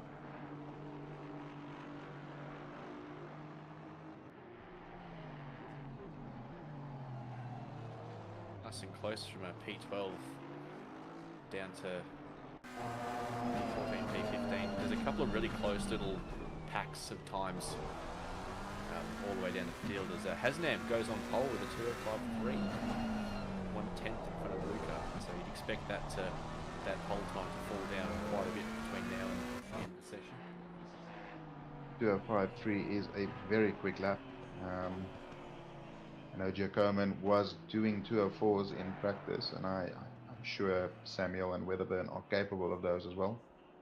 Based on that lap by Haslam, he's back in the pits, so he is done with qualifying. He won't be improving.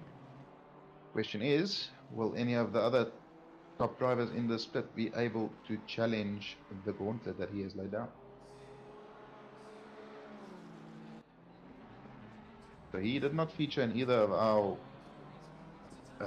guesses as a top 3, so we've both messed that up already. He's proven us wrong. Oh, we've got 2, 3, 4 though, so that is true. That is true. But let's see what he's capable of. Weatherburn has given up this qualifying. He is settling for potential P4. Giacomin and Samuel are still on the track trying to improve their lap times. Rialto Ristofani is another driver who is a very, very fast driver. He is on an invalid lap at the moment, and he will not have enough time to get around for another lap. Kapua goes into P11 there. He will be able to get around for one more. Lukey Johnson loses a little bit on the exit there. Giacomin currently not improving, but also not much down. He only needs to find just over a 10th, which is not impossible. As we can see, there's already found almost a 10th and a half. Loses a bit on the exit though. Where does COTA rank in my book, Jesse? Bottom half of the tracks in the F1 circuit, at least. But I think a GT3 car, it really looks like a proper challenge in terms of placing the car and having time to react and really sort of fang the back around a little bit. So definitely, I think a lot better a spectacle in these GT3 cars. Yeah, I would say for me, it's a top 10 track in ACC. If they fix the track limits, it's comfortably in the top 5 for me, as we see there. Giacomin finding a bit of time mid-corner. Actually gets a very good exit there. 2.5 tenths up. Only, well, technically about 6 corners to go, but that counts as one wrong corner. Loses a little bit on the exit there. Still has enough in the pocket if he nails the last 2 corners, which he currently is not doing. Might be enough if he can get the final corner right. Gains a lot on the entry. Will he get a good exit? Not the best of exits. Touches the sausage, but he does do enough to just nick pole by 2/100ths of a second there. Shady Samuel is currently 4.5 tenths up. Coming into the final sector, will he be able to maintain that gap? Because that will be enough for pole position.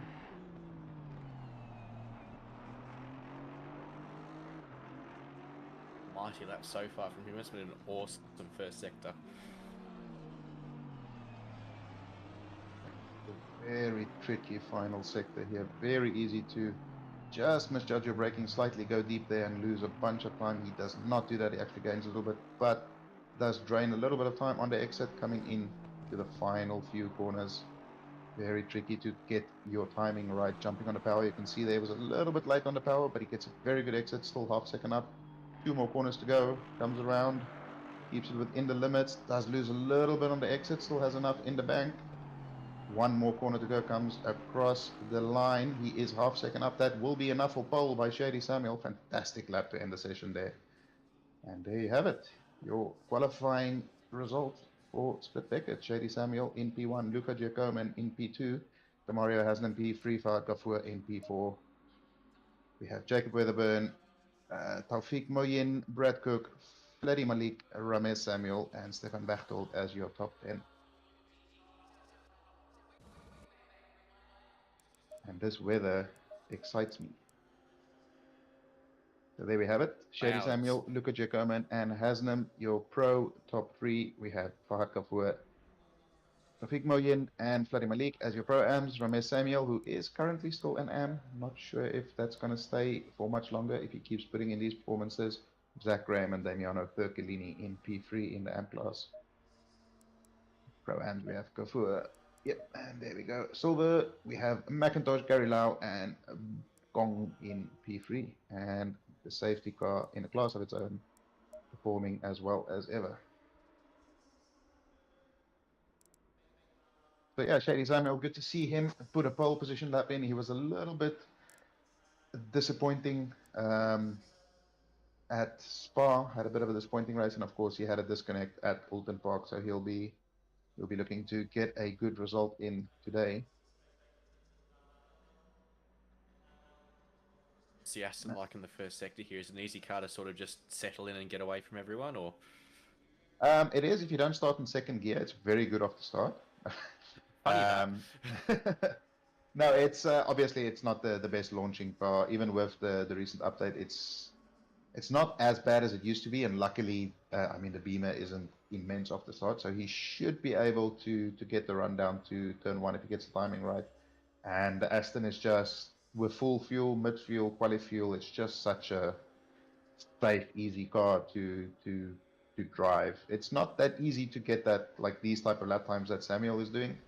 But it's a safe car to start the race with. You have Luca in the BMW that's fairly safe as well, and then Hasnam, which will be having his hands full with that Porsche whenever you put some fuel in it.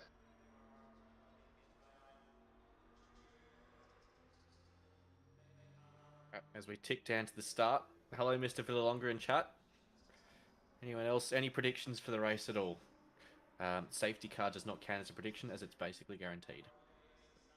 Well, I mean, Split Ascari has proven it's possible. I wasn't convinced that it's a possibility, but they've shown that it is possible to have a race without a safety car. It will rain. Yep, I like that prediction. Make it happen. Bender, where are you? Do your dance. So these guys are in that tricky position where the weather widget hasn't shown whether it's going to rain in sort of the second half of the race. So you have to make that decision whether you're fueling a little bit longer just in case there is rain. So you can potentially run a little bit longer on your initial set of tires and then pit for the wets. But seeing as the weather widget hasn't told them that, they will have to make a gamble and hope it pays off.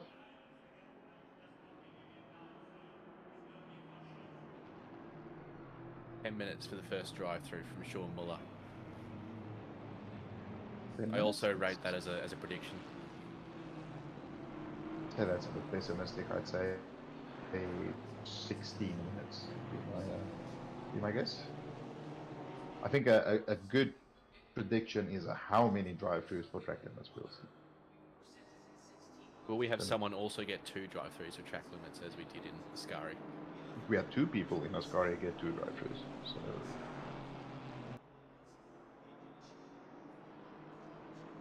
I'm gonna say 4 drive-throughs for track limits. 4 drive-throughs? I'm gonna go 6.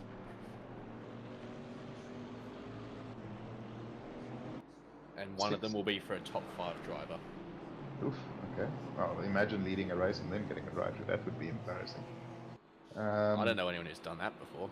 No, I mean, that takes a special kind of moron to do something like that. So, Octane, safety car lap 1, and 10 drive-throughs. Jesus, okay.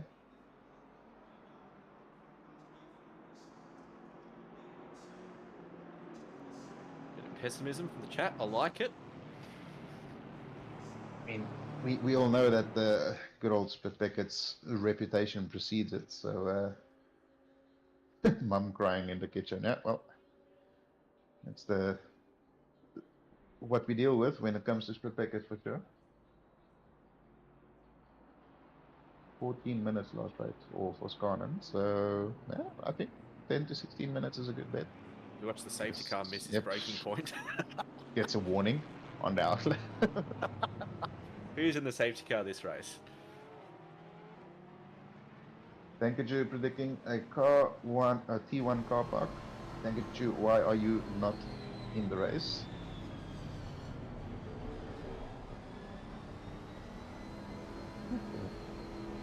Some fantastic details. Moving down, as we see the safety car that should be jumping off into the pit lane because Sonic go double file. Your seat broke.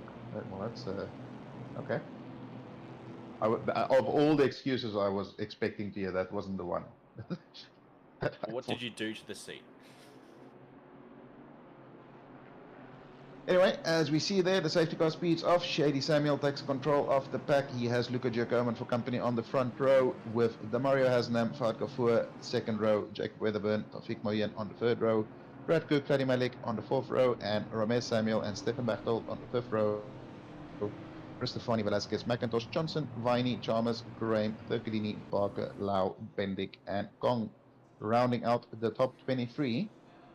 And we see Shady Samuel leading them to the line. Race start will initialize. We will be going green just about Green now. light. Go, go, go. Good start from the top 5 there, it seems. Looks as though Weatherburn goes a little bit defensive there. We see Haslam tries to poke a nose up the inside, no space there. Everybody getting through cleanly so far. No yellow flags at the moment. Top 3 are clear. We see Gafur get ahead of Weatherburn there, with Moyen just behind them and Cook settling back behind. Currently, there is one yellow flag right at the back, car 23. Obviously had a bit of an incident from the start there. Don't see a safety car rolling. People seem to be going at full speed. So far, so good. Only one car is not the end of the world. See Moyen here right on the back of Weatherburn.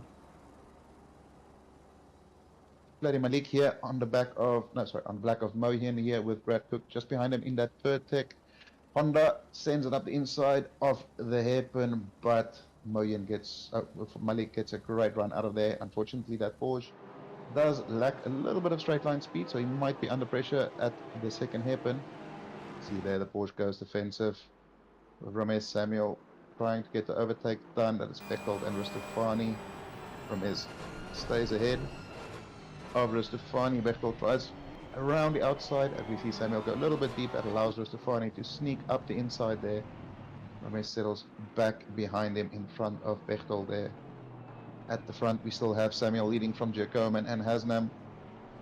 Mid-pack here, there's quite a lot of battling and jostling for position going on. Looks like Samuel has already pulled a little bit of a gap on this first lap. Fantastic opening lap for him. Giacomin under all kinds of pressure from Hasnam. He runs a little bit wide there, moves across to defend the line, and Hasnam settles in behind as we are about to come through the final corner for the end of lap 1 of Split Becketts, and that is a fairly clean lap for Split Becketts. What do you think, Tom? That's mighty impressive. Well called. Whole lap. Not a single significant yellow flag. That is mighty impressive. That safety car is not required at the moment, as Hasnam is just constantly on the back of Giacomin there. Very annoying black and gold beetle on the back of that BMW. I think I heard a Sean Miller just scream in anguish.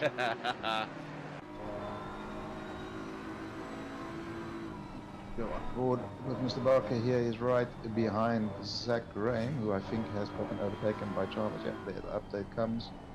Chalmers is ahead of Graham in that pretty purple livery. Very, very tricky to follow closely through this first sector. It's so hard to judge the limits of the track and just get your timing right. And this corner, of course, is just the slippiest thing. Very well managed there. Quite a bit of counter steer to get it pointing in the right direction. But yeah, definitely a fun first sector. Graham really made a mess of the apex of that sort of hairpin onto that back straight, and that's given Barker the chance to pass him, but he's Graham's not going to let him get away with this one too easily, it looks like, but I think he'll have to settle.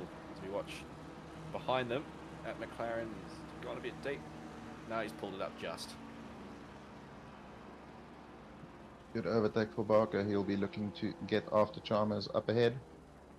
Try and get into that top 15, which is not too far away from them. See Brian Kong here. He was having a little look at Ben Dyke there into the hairpin. Not quite close enough to make anything work. But good patience to settle back in behind him and try and continue to force a mistake out of Ben Dyke. Just looking up and down, see if I can see him. He's made a really good start. Looks like Pete Viney. He started behind Pete Chalmers and he's already up in P12. Turn 1's really one of those corners where you can really be a massive beneficiary from people just backing up. Or get absolutely yeeted. Or get There's absolutely yeeted Those too. are the two options, really. Yes. Yeah, it is tricky. It's just the amount that it narrows, because you can go like 6 wide into that corner, but you can't go 6 wide out of it.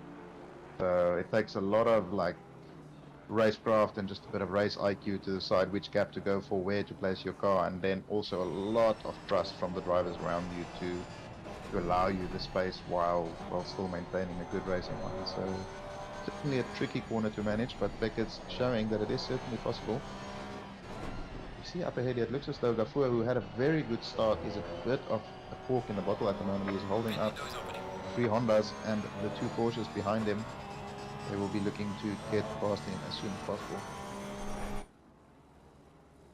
We have a replay here. No, not a replay, but weird camera angle. See Weatherburn very close to Gafua on the exit of the hairpin. Will the Honda have the legs coming down the straight? Good run, Gafua already showing that he's going defensive. Weatherburn moves to the outside. He'll try and pull up along. Very difficult corner to pass around the outside. Will he go for the old little switchback? Gafua parks the car on the apex. Nowhere for Weatherburn to get the switchback done.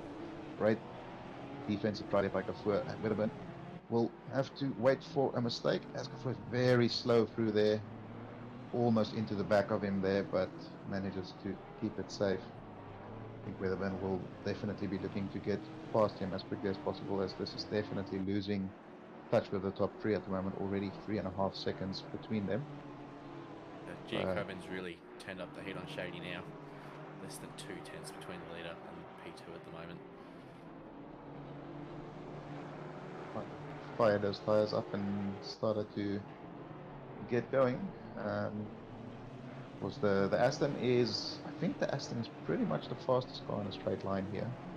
So not an easy car to overtake, apart from maybe the Lexus, but I mean the Lexus is pretty crap everywhere else, so it's not really going to compete for wins. But yeah, it'll be a tough job for Giacomin to generate an overtake. As we see Velasquez have a little look on Viney there, just poking the nose in. McIntosh in that Lexus with the updated livery. Certainly a beautiful upgrade over the Abomination that we had before. Wobble on the way in. It's definitely an interesting place to have a correction. That rear is certainly not settled for McIntosh. Oh, that's pretty wide there. It's such an easy corner to misjudge that and go a little bit wide. They go side by side here. Never going to work. You can't go too wide through there. A little bit of contact. Velasquez, with that gamepad reflexes, manages to keep it going in the right direction. We see Luke Johnson getting interested in McIntosh at the back of this little pack there. Ends up the inside of the hairpin. Viney has run very wide. That's allowed Velasquez to get through, and Johnson is side by side with McIntosh. Now we will see the legs on the Lexus, whether the McLaren can compete there. It doesn't appear that it is able to, as the Lexus just drives out from under him.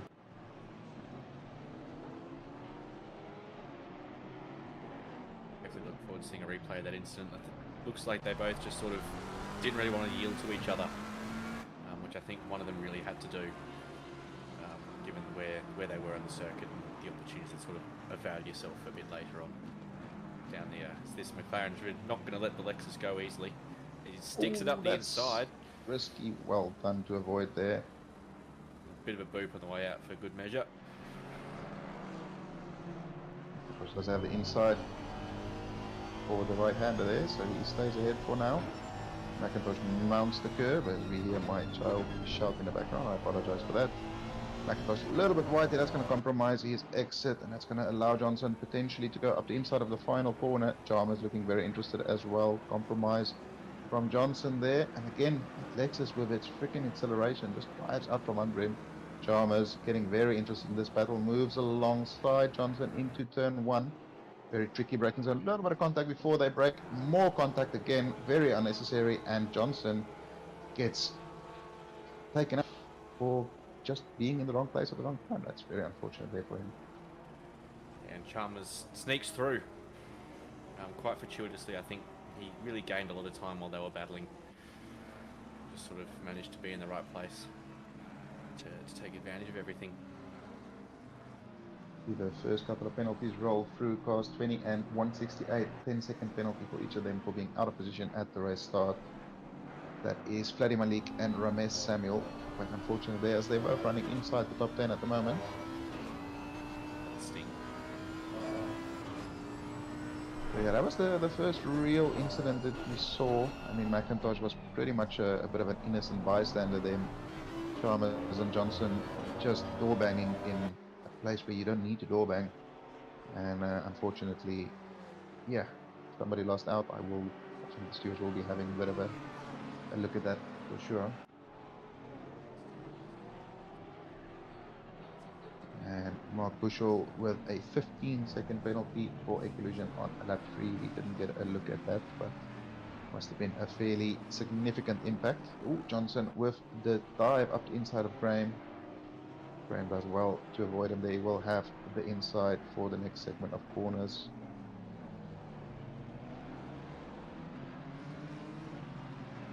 Does well to stay ahead of Johnson there. Johnson looking very aggressive, and he's definitely much later on the brakes than some of the drivers around him. And yeah, just getting involved in some incidents here as we get another view here. And wants to move out of the slipstream, I suppose, but Chalmers has every right to be there. I think Johnson might have missed his braking maybe, because he was coming up very quickly on that Lexus and sort of trying to not go up the back of him, and sort of decided to bump Pete Chalmers instead. Yeah, it looks like they made a little bit of contact there just before the braking zone, which obviously cars don't stop when they're bumping. So yeah, just an unfortunate incident. Ooh, Weatherburn. Definitely a bit of an unsettled moment there for him. Does well to keep it under control. That's going to make Moyen very interested in the back of Weatherburn. Weatherburn still not able to get through on Gafur. You'll be getting pretty frustrated with that at the moment.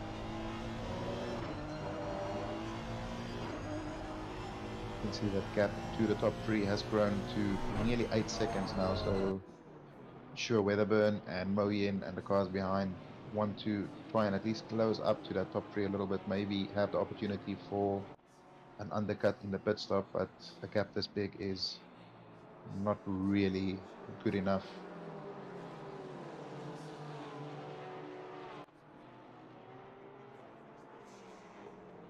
Actually, quite good to see. It's a fairly good mix of cars in the top 10. I mean, we have an Aston, we have a couple of BMers, we have a couple of Porsches, a couple of Hondas.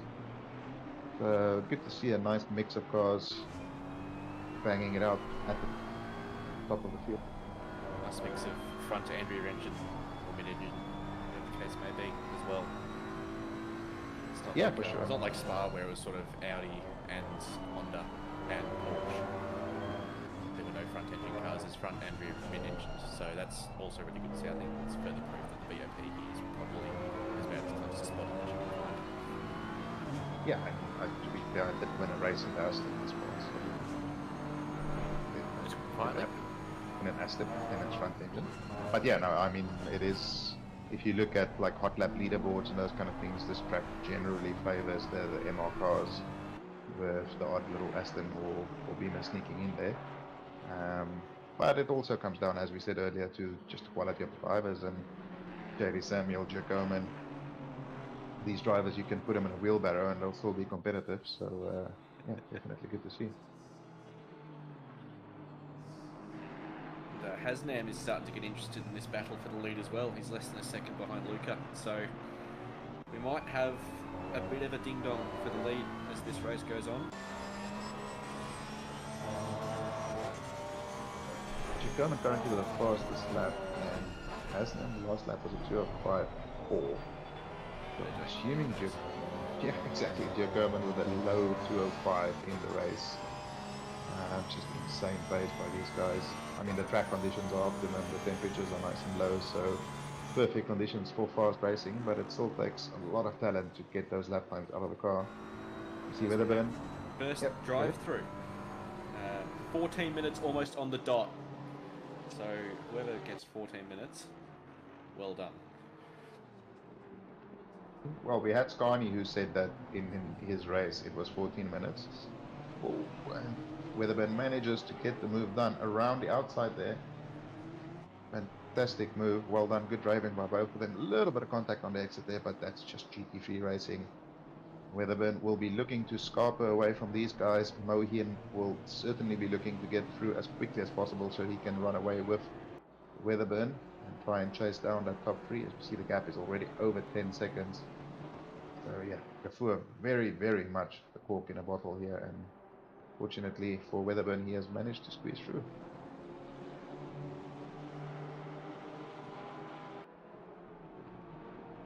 Oh, as we see the Porsche of Ristofani dive into the pit lane there, that might actually be a brilliant call. It's very early in the race still, but He's he stuck in knows traffic. exactly. And that pack is really condensed as well, so he'll probably come out in maybe pretty clean air, depending how long the stop is. I would About suspect 30 he would seconds. be completely on his own. The field spread hasn't been particularly big, so I reckon he'll probably come out maybe around the 23 car, somewhere around there.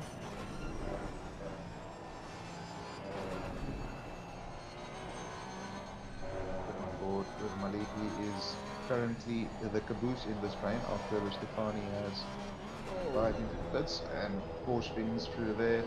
Great handling there by Malik. Well done to keep it facing in the right direction. As we said earlier, certainly a handful through that first sector.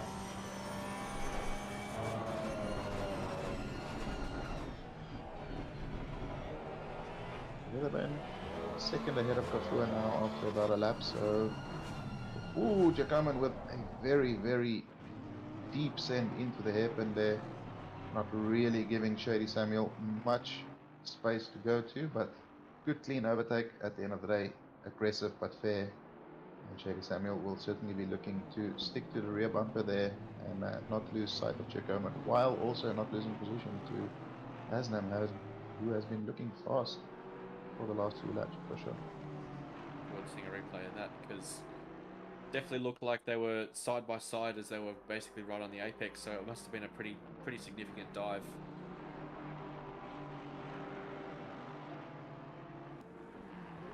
We get a view here as they come out of the hairpin. You see Jakaman with a good exit, but Shady getting good acceleration out of the corner. Moves once, moves back onto the racing line. He's not allowed to move again. Say that. Anyway, Jakaman is very close to him. Shady. Yeah, that's a very late move on the brakes, but he pulls it up on the apex. Fantastic move at the end of the day. Well done to Shady for sort of spotting it and making sure he just didn't waste both their time by just banging into the side of him. Yeah, absolutely. I mean, I think Jakaman may be showing a little bit of his displeasure with Samuel just ever so slightly weaving and just getting the move done in that fashion pretty much stamps his dominance on that battle.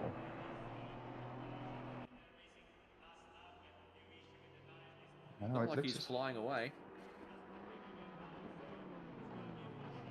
not as of yet, but I think he'll be hoping for Hasnan to put the pressure on Shady.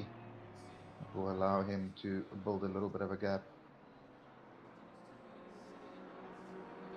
Rialto Ristofani comes out in pristine air. So That was he'll a have a very heavy long car, pit stop. but he can do whatever pace he wants. I feel like that was a very long pit stop. Am I missing something, or? We have a spinner at sort of in those S's car to 11. Can't currently see him on the leaderboard. Zach Graham here with his drive-through. He will be having to serve that pretty soon. I think he got it about a lap or so ago. We only have the 2 laps to serve it. We're starting to get into the pit window. It's still actually a little bit early if you want to make the tires last towards the end. But it is getting to that point where cars who are stuck in battles can maybe think of diving into the pit lane, getting some fresh air, and potentially getting the or the undercut done. Brad Cook has that thought and comes into the pits up in P7.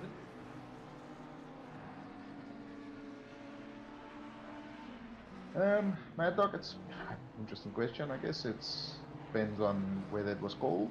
You know, it's up to the driver behind to call it, and then the stewards will certainly be looking at it and assigning the penalty where necessary. See Velasquez there. Oh no, that was very unfortunate.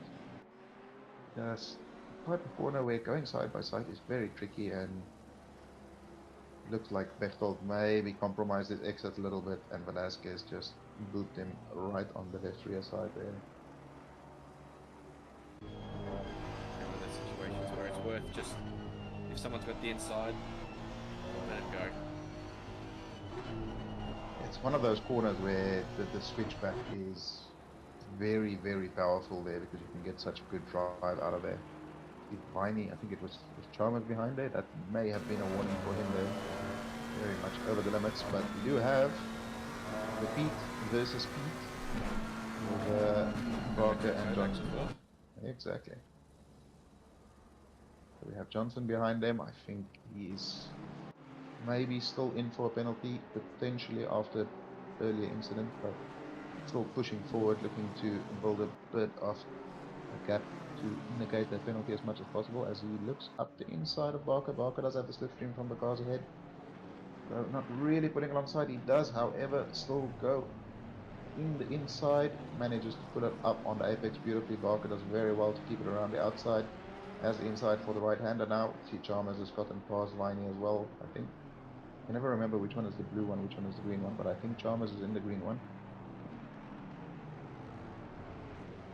Ooh, Pete on Pete, strikes again. And Johnson gets past Barker as well. No, Jesse. No. No. As we see a replay here, Velasquez on Bechtold. You have Ramesh Samuel also involved in that battle. Velasquez trying to defend against Samuel. Misses his braking ever so slightly. Does well to put it up. Then just gets on the power a little bit early while Bechtold is still right in front of him, and just a slight tap on the rear end sends the Porsche around. So that is a very unfortunate incident there for him.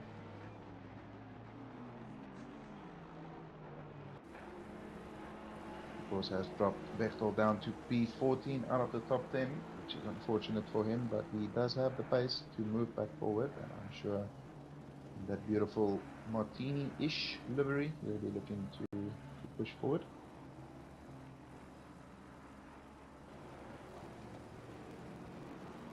So that's Velasquez with a 10-second penalty for his collision before. Get a replay there of Viney and Chalmers. It's a very tricky corner to send one up the inside there, and it's just a minor impact. Nothing too much in it. I don't think there will be a penalty, maybe a racing incident, potentially a penalty, but that is a job for the stewards. We see Kong and Viney, Bechtold here all over each other. Chalmers and Johnson has cleared off a little bit in front of them. Ristofani came out in stone dead last, but in some very, very clear air. So he'll be stretching his legs and seeing what he can do. Not for a few damage, because it did seem like a very long stop. Ristofani goes a bit deep in front of Kong there. Viney again, a little bit deep there from Kong. Kong manages to get up inside Viney. Tries to poke a nose up the inside there. Spooks Kong ever so slightly. He runs a bit wide, and Viney able to pop back up in front of him. Unfortunately, just unable to really sort of take advantage of this little battle. It's one of those scenarios where you can be very aggressive and potentially try and force something, or dive into the pit lane and potentially get the undercut. Rather timeless there, and he will be looking to hopefully not have too much damage from his incidents, and potentially get the undercut done on those guys battling ahead of him. See Scotty Rockford in that beautiful purple and black Lamborghini, fighting with Joseph and Grant here for P21 at the moment.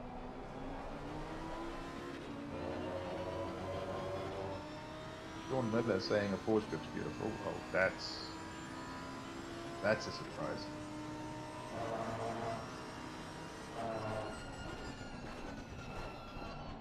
You have a request to put the camera on Damiano Fercolini real quick. Whoa! I think Rockford turned off his car there. Yeah. Oh, yep. No, he turned off his Uh, car. pit Those revs limiter. went down to 0. And the pit limiter was on. What the hell was that? That's a weird incident. A replay of that. See what happened there. That was bizarre. He just went absolutely nowhere off the apex and got hammered from behind. Almost quite reasonably, because you don't really expect a car to just stop. Yeah, I mean that on the exit of a corner, you're getting on the power, and all of a sudden the car in front of you is just like, no, you can't You really are react to stopping that. now as well. Oh, that's very deep by Grant there, and Joseph follows him wide. It's so easy to get that target fixation going. Gets a very good run on Grant. Yep, oof, leaves it very late to move out. Gets a good run. McLaren doesn't seem to be particularly fast down the straight here. They get very close to each other coming into the braking zone. Late onto the brakes, side by side for that tiny little touch. That gives Joseph just that little bit of an oversteer on the exit there. Zach Graham decides to join the party. Puts her nose up the inside. Joseph is on the outside, but will quickly become the inside for the next segment of corners. Stays ahead. Graham tries to switch back. Fortunately, Joseph was still in the way, and a bit of contact, a little bit of rubbing, and as we all know, rubbing is racing. Oh, you can't go side by side there. That's a little bit more than rubbing, unfortunately. Apparently, Annie's wheel had some hardware issues, so Yep, getting a replay over here. So slows down, makes the corner, gets on the power, and the pit limiter gets activated. And I think he jumped on the brakes after that happened. But yeah, that was certainly, the pit limiter was the first thing that came on there, and that's quite unfortunate for Peter Joseph. He did nothing wrong in that situation, but he will be feeling a little bit of damage. Shady Samuel here under all kinds of pressure from Hasna.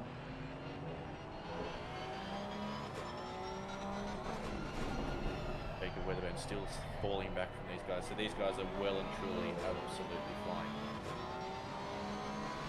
Yeah, but you can see Weatherburn, the gap to Gafua is up to about 5 seconds already, so certainly had the pace. He didn't quite have the pace to stick with these guys, but I don't think he's... Ooh, as Shady runs a little bit wide, almost contact with Hasnam there. Does very well to pull up that Porsche and not make contact there after Shady messed up the exit of the corner a little bit. And we continue racing. Cody Maddock with a 10-second penalty for speeding in pit lane. Is that a warning on the outside of that second last corner if you don't slow up enough? Yes. Yeah, it's a very... Whoa, Ooh, that's a very send. late send by Hasnam there. That's... he does redress there. I think he missed his braking ever so slightly there. Very gentlemanly there to let him back through, but yeah.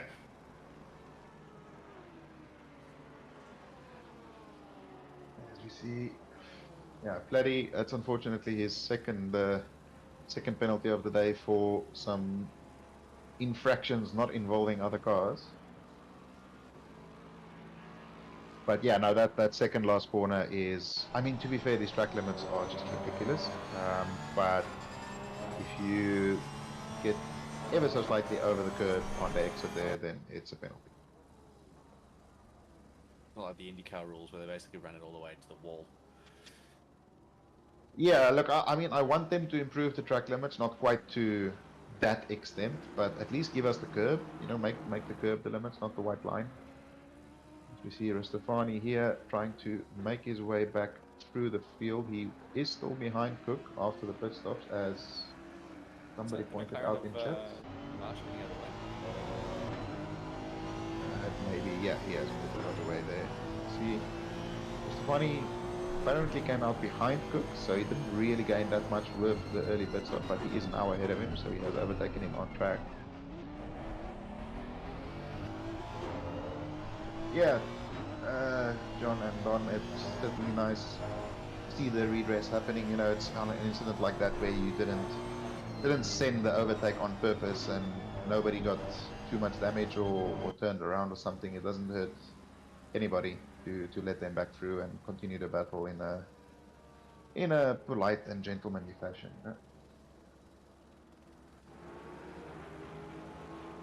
The leader in the pits now, Luke, has come in. So Shady takes over the lead, and which means that that battle that he's having with Hasnam is probably gonna. They're probably going to put that on hold, see if they can make some time up on Luke while he's got a heavy car and some cold tyres. Yeah, you would certainly would be the smart decision to make, not to battle too much. I just actually noticed Hasnam's diffuser there. It's actually a really nice detail as well. Yeah, the German The flag. rainbow. Is it German flag? It looks like a rainbow Was flag. it rainbow? Yeah, no, it's It's rainbow. rainbow. It's German I on the don't right-hand side. We are halfway don't think through. there's Keep it purple up. in the German flag. Last time I checked. You spin it fast. So yeah, as we can see, the Porsche is just mighty through that first sector, and then the Aston is of course very strong on the straight, pretty even through the final sector, apart from that second last corner where the Porsche will definitely be stronger. Samuel just missing the apex corner a little bit there, but he will get a decent exit. Here we can get a good example of the Porsche's deficiencies in a straight line. We'll be right behind him in the slipstream. Aston is still ever so slightly just putting away from him. A number of people go deep with that hairpin. I wonder if just the benefit of the exit. And I think there's a bump on the apex too, from memory. You'll be able to give you a better judge of that than me. Going a little bit deep seems to be the preferred thing to do. I'm not sure if it's a preferred line or it might be to get the better exit, but I found personally in terms of just overall lap time, getting the tighter line was better for myself. But it's a very tricky braking zone as well, which is fairly bumpy. I do speak English sometimes. And especially I was having a huge issue if you brake on the curb, it just sort of pulls the car a little bit off. And it just slows your braking. As we see, Hasnam makes the decision to dive into the pit lane. Will he nail the pit stop? That's a great pit entry there. Such a tricky pit entrance, this. 617 costs 10 seconds speeding in the pit lane as well. It's definitely one of the sillier penalties. I think 617 is Gafur. And we can see after the pit stops there, Moyen is ahead of Gafur now. So I'm not sure if that happened in the pit stop or maybe before, but he'll be looking to try and build a little bit of a gap and try and catch up with Cook ahead of him. Rastafani has cleared that little train. He's ahead of Moyen and Gafur now. Of course, Weatherburn was the final member of that train, so it'll be interesting to see where Rastafani and Weatherburn stack out. That Audi's looking a little bit second-hand. Zach's constantly been very close proximity to other cars, so a little bit understandable. I think that may have been from that impact with the BMW. Not recall exactly who it was through the third last corner.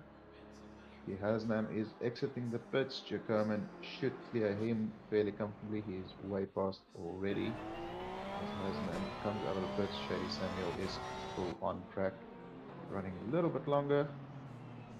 But Hasnam under pressure here from Damiano Thurcolini. Of course, he has yet to complete his pit stop. But Ascari gets his wish, and Thurcolini is featured on the stream.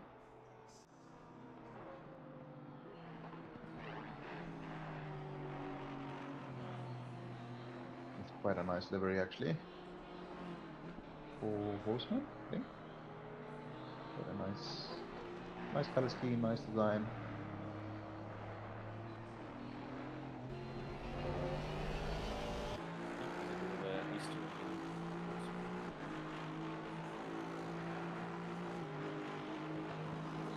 Very nice. Almost professional looking. As we can see, the gap there from Asnam to Jacoman, 4 seconds. I'm not sure how much of that is pit stop related or just that incident with Samuel and the redress. Maybe cost them both a bit of time. So it'll be interesting to see where Asnam comes out when Shady Samuel finishes his pit stop.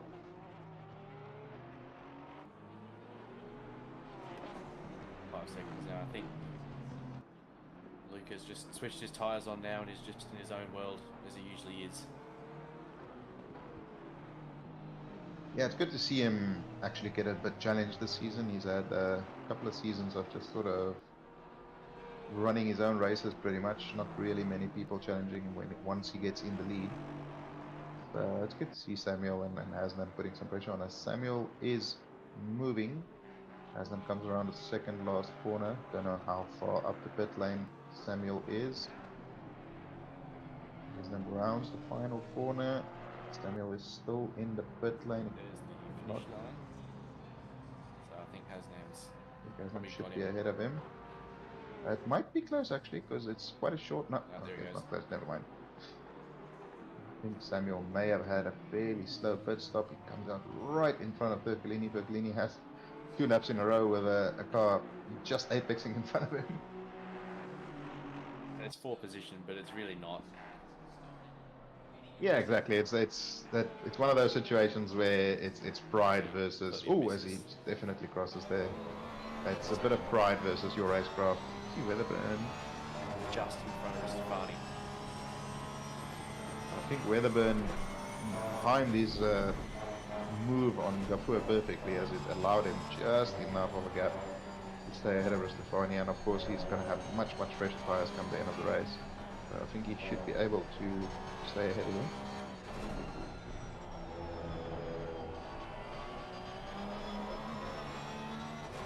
For anyone interested in cricket, England absolutely demolished India by 10 wickets.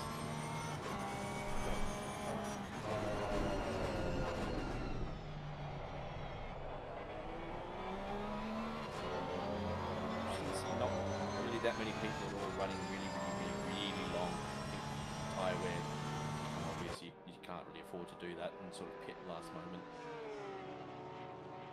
Yeah, I don't think we'll see much of the bender strat happening. I mean, Velasquez and those guys are running almost 40 minutes. Oh, never mind, their Ram is into the pits. Well, I said Velasquez and those guys. I didn't specify Ramez there. So Ben Dyke and Percolini are the other guys. You see car 78, that is Pete Chalmers with a 10-second penalty for speeding in the pit lane. Very easy thing to do at this track.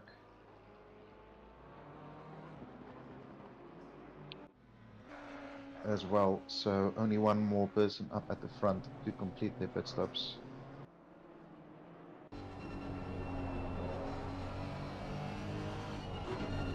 On board here with Stewie Matthew in his 0 track limits, his 0 warplane inspired livery.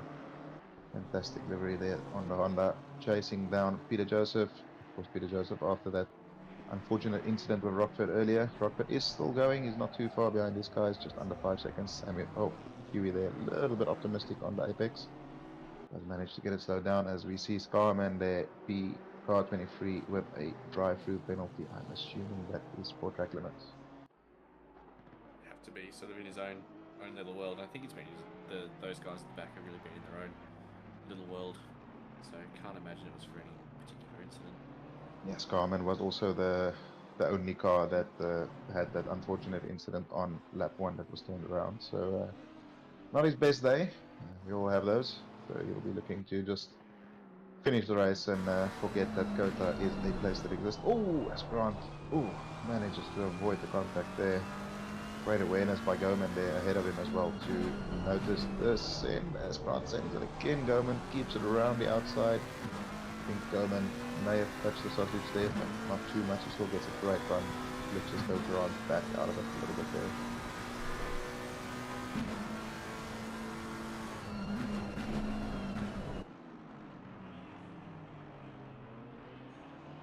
It's very tricky, especially with a car like the McLaren that has a little bit weird braking habits. I guess it's so easy to close up a bit quicker than you expected, especially on a car like the BMW that's fantastic under the brakes.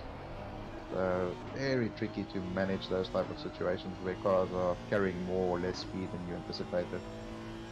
McLaren is also one of those cars where you run a really rear winds brake bias. So if you brake too hard, you just risk locking the rears and making a big problem even worse for yourself.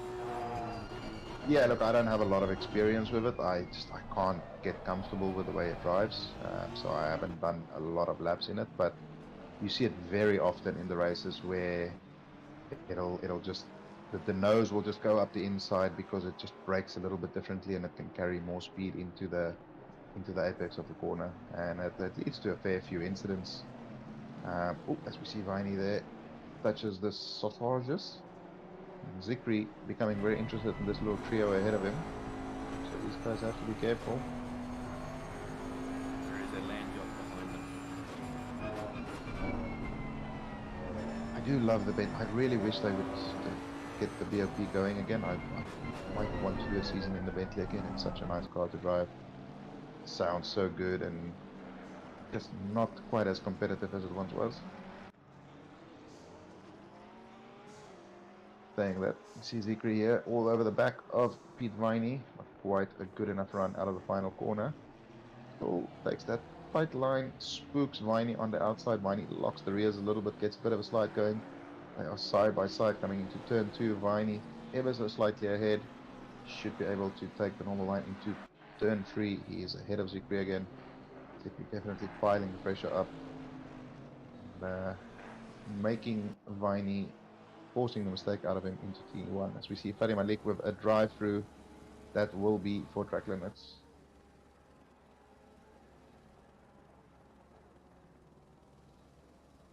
So you said the top 5 or top 10? Someone in the top 5. So Top 5, okay, so not yet. Close though, top 10. close. We're getting there.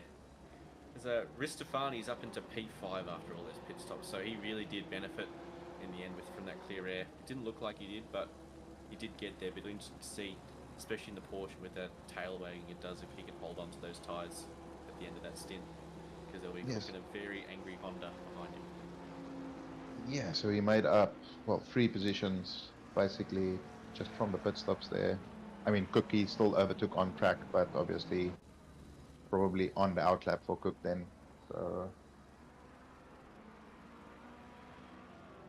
yeah, Nathan, I mean, as we were saying earlier, him and Velasquez on those gamepads just lapping ridiculous lap times. Look at Giacomin there, last lap at 2:05.3. He is in a little world of his own, just lapping most people's qualifying lap times that they wish for, and just having a fun race bunch up.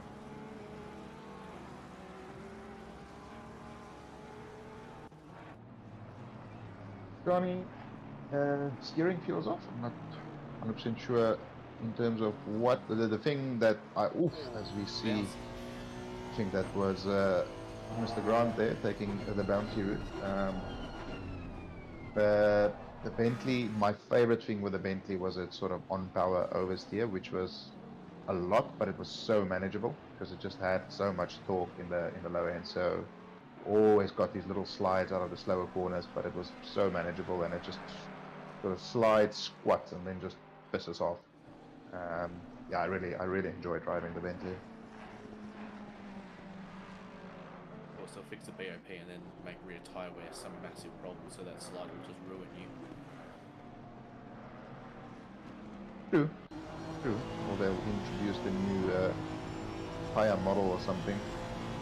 You see Stewie and Peter Joseph here having a nice little battle. Stewie trying around the outside of turn 1. Not. Oh! Very well done to pull that up. Joseph definitely made a mistake there.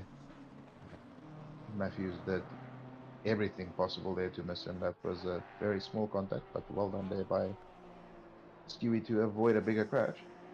Yeah, it's definitely unfortunate because it looks like he was really trying to line up that switchback, which, as you said, is so powerful because there's so many sort of different lines you can take through T1. He was showing the arse end of the car through that corner there, gathering it up as well. So probably a lap to just let those tyres come back to him. Yeah, it's such a. I'm not sure if it's because of the bumpiness of the corner or something, but it happens.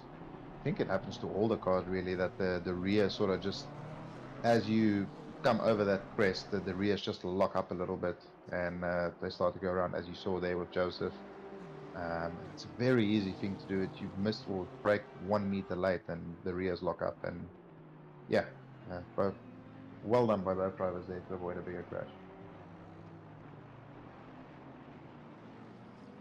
yeah, seeing George. Oh, as we see Stewie run very deep in the hairpin there, manages to pull it up eventually. Bechtold on the back of Johnson here. Of course, Johnson would have served that penalty in the pit lane. And Velasquez as well has served his penalty in the pit lane. He's still running in the top 10, so that's a good overall result for him. Oh, as we have a big old crash there in turn 1. That was Ben Dyke, Kong, and McIntosh. So we'll get a replay of that. We said the field spread at COTA is not too big, but it is certainly the whole track now.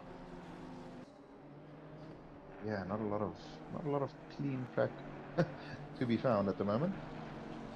Lines are still holding off Simrigs in the Bentley, who, as we said before, is using a controller, so that is mighty.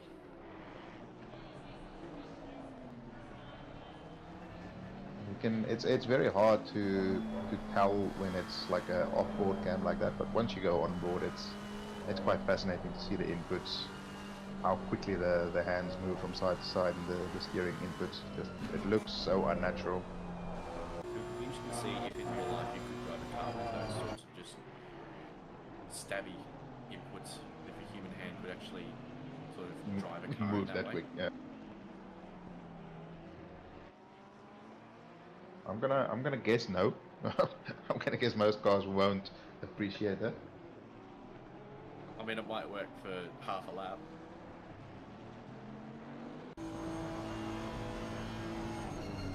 Do you see George Fowler?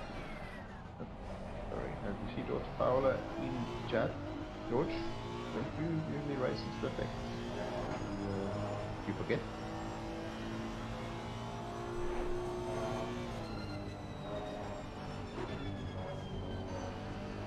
Yeah, sorry, as you were saying, you see Taufik here, right on the back of Brad, Honda on Honda through this first sector. I know John in the Honda was struggling last night as well, especially when there was a bit of fuel on and the tires were dropping off. So certainly a tricky sector at the best of times, and then you add a bit of tire wear and a bit of fuel and it spices things up. These two guys still going at it. As we see, Joseph in the BMW does have a very interesting line as well as a drive-through for track limits. So that will...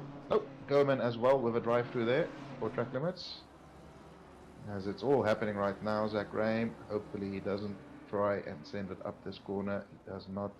Sanity prevails. He's closed up on these guys quite a bit in the last few laps with all their battling going on, so he'll be looking to find a way past Matthews now that Joseph is serving his drive-through.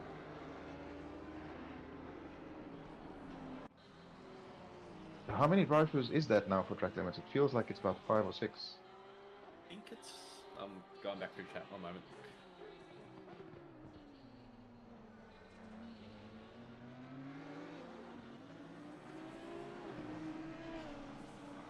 See Graham here still on the back of Matthews. Matthews will hopefully be able to get some better lap times in now with Joseph out of the way and try and pull away from Zach Graham. Zach Graham, of course, had a drive-through a little bit earlier, so he's dropped down the field from where he was running. So he does have some pretty good pace, but Matthews is no slouch himself.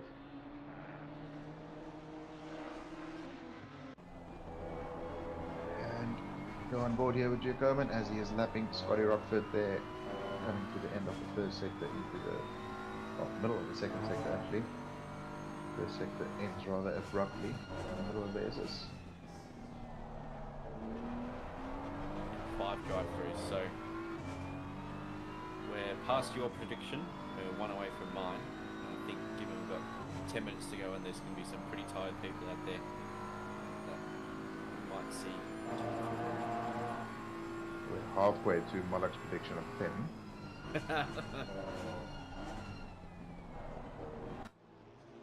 Shout out as well to Tafik Moyen, who's currently the lead Pro-Am, and Ramez Samuel in the lead Am car. Both looking pretty comfortable in their positions without wanting to throw too much of a curse on them. Yeah, I mean, I think Ramez has proven over the season that AM tag is a pretty temporary thing.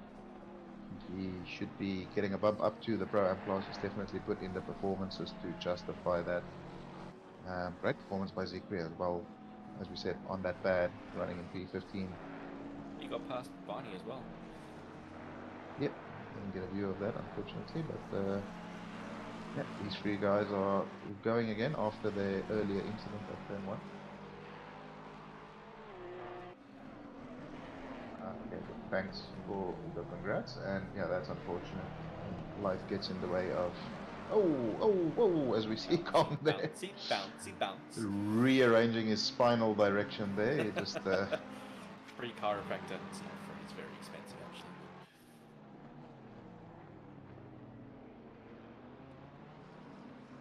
Ferrari not letting the Lexus drive away too much in the straight as they bounce off each other. Door banging there, nothing too much in that. I think McIntosh would have gotten that move done most likely anyway. Had a very good run. On board here with Johnson. He's at an eventful race today on the back of Parker, which is top 10. So he'll certainly be looking to find a way past that green and silver BMW.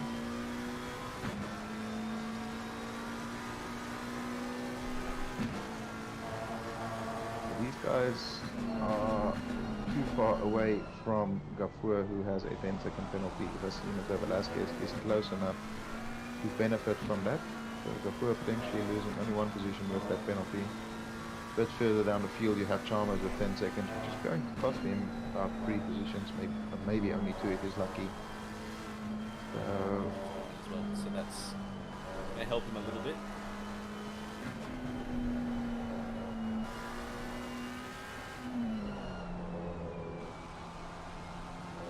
Love the Mecha dash wheel out. Yeah, it's nice. It looks too similar to the normal road car. It's not, I don't know. Having a bit of a race car edge to it. I guess. I don't know. I'm not just don't. Out of all of the sort of supercars, your McLarens and Lambos and stuff like that, the McLarens in terms of performance probably one up, if not the best, but they're just not as exciting. I don't know what it is.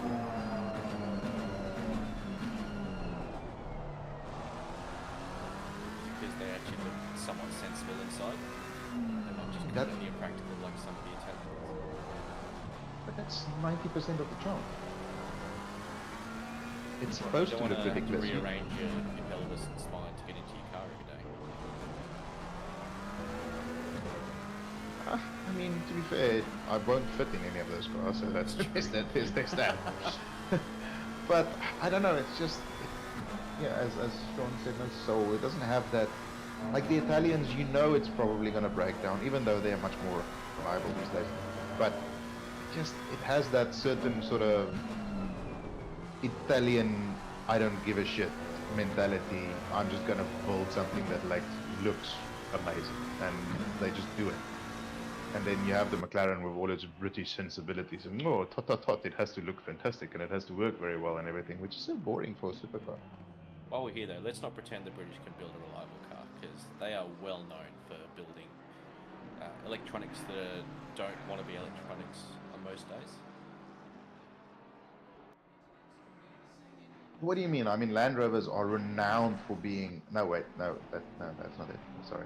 I think Jaguars, no. Aston Martin, they're very No, they're barely British at this point. Yeah, true. MG, oh no, they're Chinese now. Yeah. Yeah, I don't know. I guess it's like the Honda NSX has more.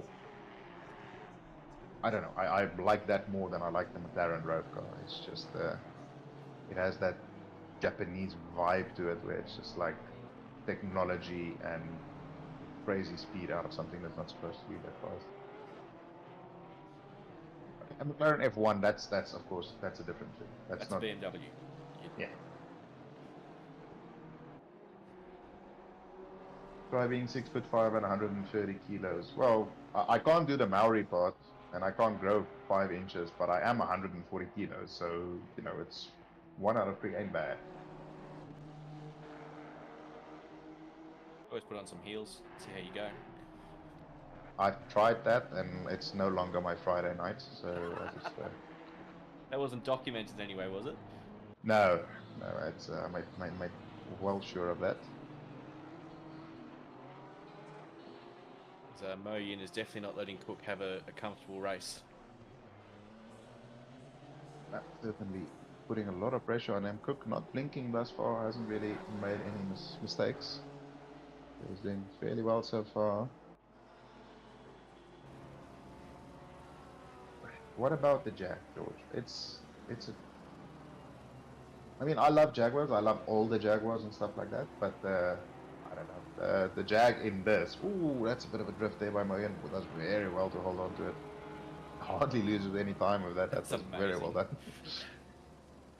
done. But yeah, getting back to the Jag, it's. I mean, yes, it's a Jag. Pit window is now That's what I'll closed. say about it. It sounds nice.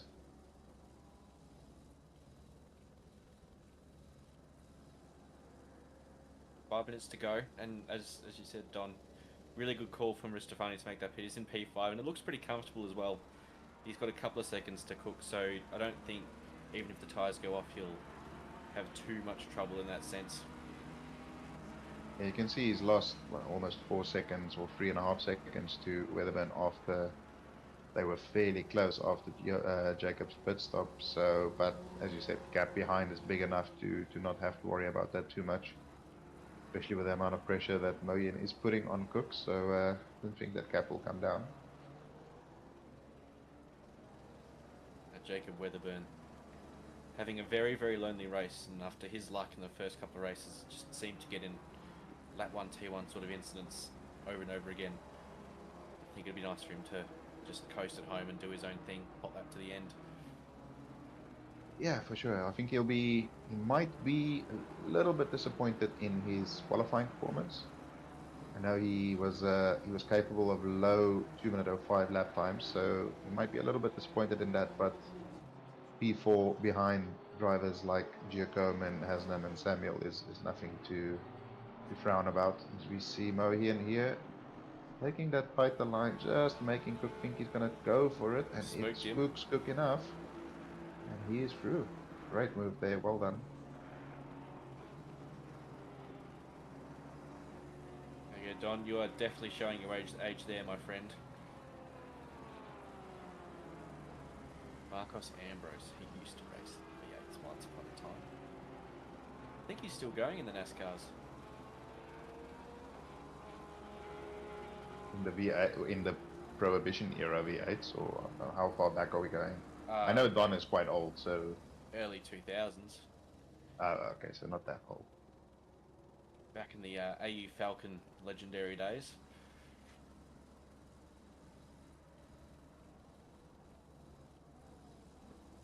See if Morin can build a little bit of a gap there. It seems as though he is the faster of the two at the moment. Currently, no real battles on track. We see Velasquez is not too far behind Gafour. Of course, not really a battle for position because Gafour does have that 10-second penalty. But apart from that, there's no real close battle packs going on at the moment. Johnson pretty close behind Becketts, but just cops 5 seconds for his trouble. That's a rotated car in a very bad place. Well, yeah. Can't park there, Nathan. Yeah, so Johnson, I don't think we saw the incident on lap 26 which generated that penalty, but yeah, he's certainly had an eventful evening. Been involved in a fair few scraps and good battles. Get a replay here of said incident behind Barker coming into the final corner. And Barker just a little bit compromised. Same thing we were talking about earlier with the McLaren being able to carry that little bit more speed on the apex. Barker just a bit slower than he may have been anticipating and just run into the back of it.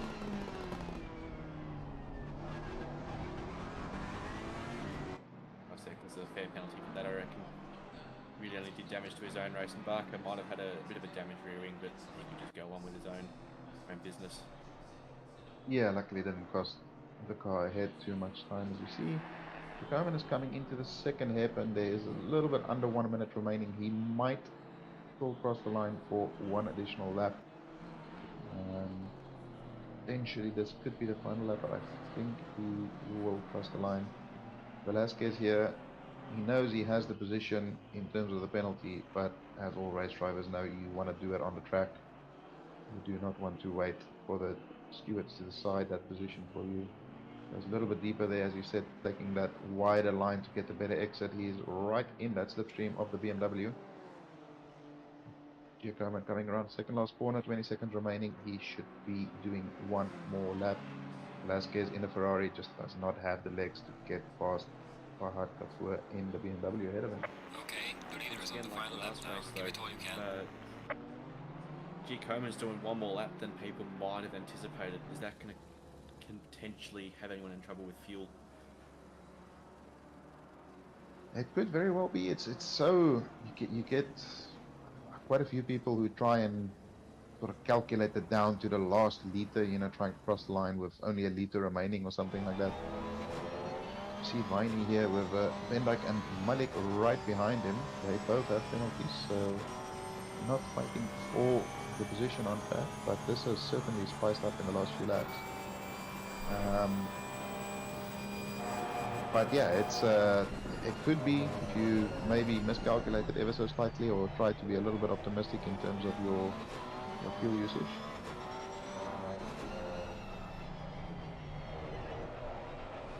Chalmers has managed to sort of really stretch 10 seconds out on these guys, so it looks like he's only lose the place to Zikri, and even then he's 9 seconds behind, so a really good lap.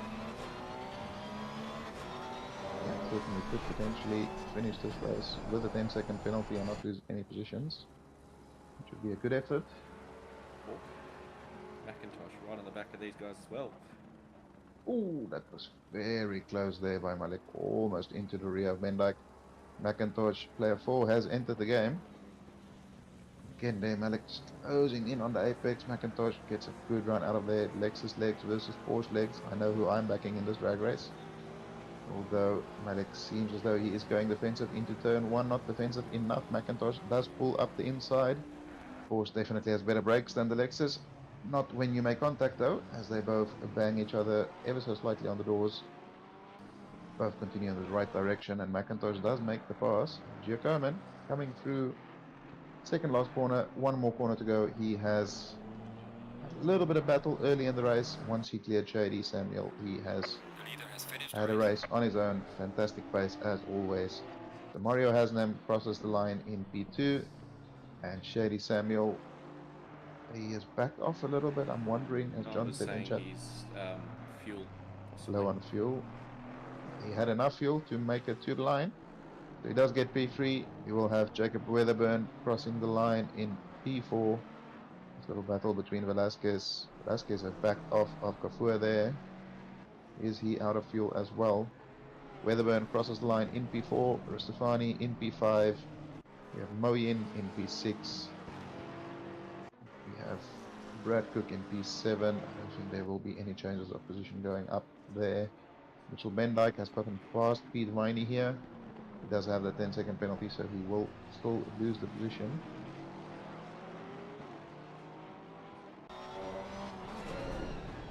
Kafua has crossed the line in P8, Velasquez P9, and David Barker will cross the line in P10.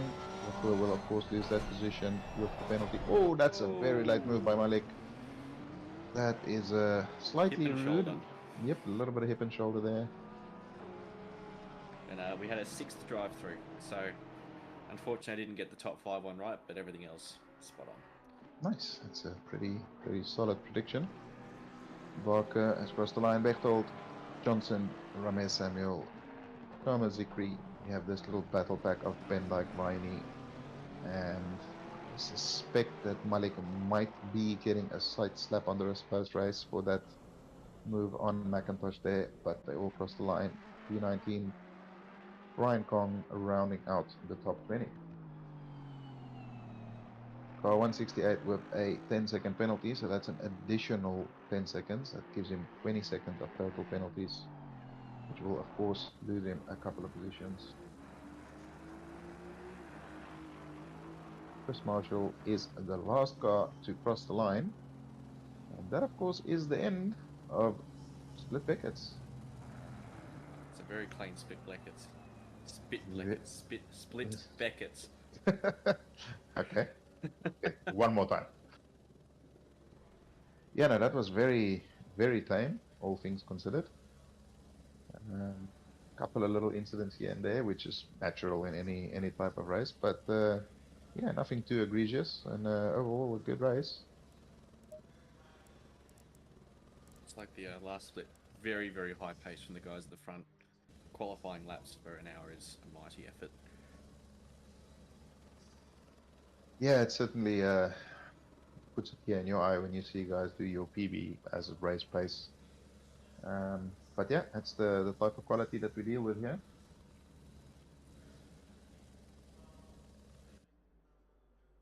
And we have finally ticked Green over, light, so green we will light. get Go, go, a go. quick look at the final results for Split Becketts here in Circuit of the Americas. We have Luca Giacomin, the Mario Hasnam, and Shady Samuel as your top 3 overall and pro positions. We have Tafik Moyin, Fahad Kapoor, and Stefan Bechtold as your top 3 pro-ams. In the AM class, we have Ramesh Samuel, Mohamed Zikri, and Damien Hano, third Collini. And in the silver class, yet to be classified, we have Aaron McIntosh, Brian Kong, and Chris Marshall as your top 3. Safety car, as usual, dominates its class, get the Grand Slam. And that's going to do it for Octane Online Racing Simrigs Sprint Series, round number 3 in the AP region. Don't forget to join later for the EU region and, of course, later still the North American splits. Tom, it's been a pleasure. I Thank enjoyed you, that. Peach. Definitely some good content, and look forward to catching you next week. Yeah, absolutely. Of course, next week we are off to the House of Speed, or whatever it's called, the Cathedral of Speed, Monza. So certainly should be a fair amount of content. And those in chat, thanks for joining us. And we shall see you next week. Have a good night.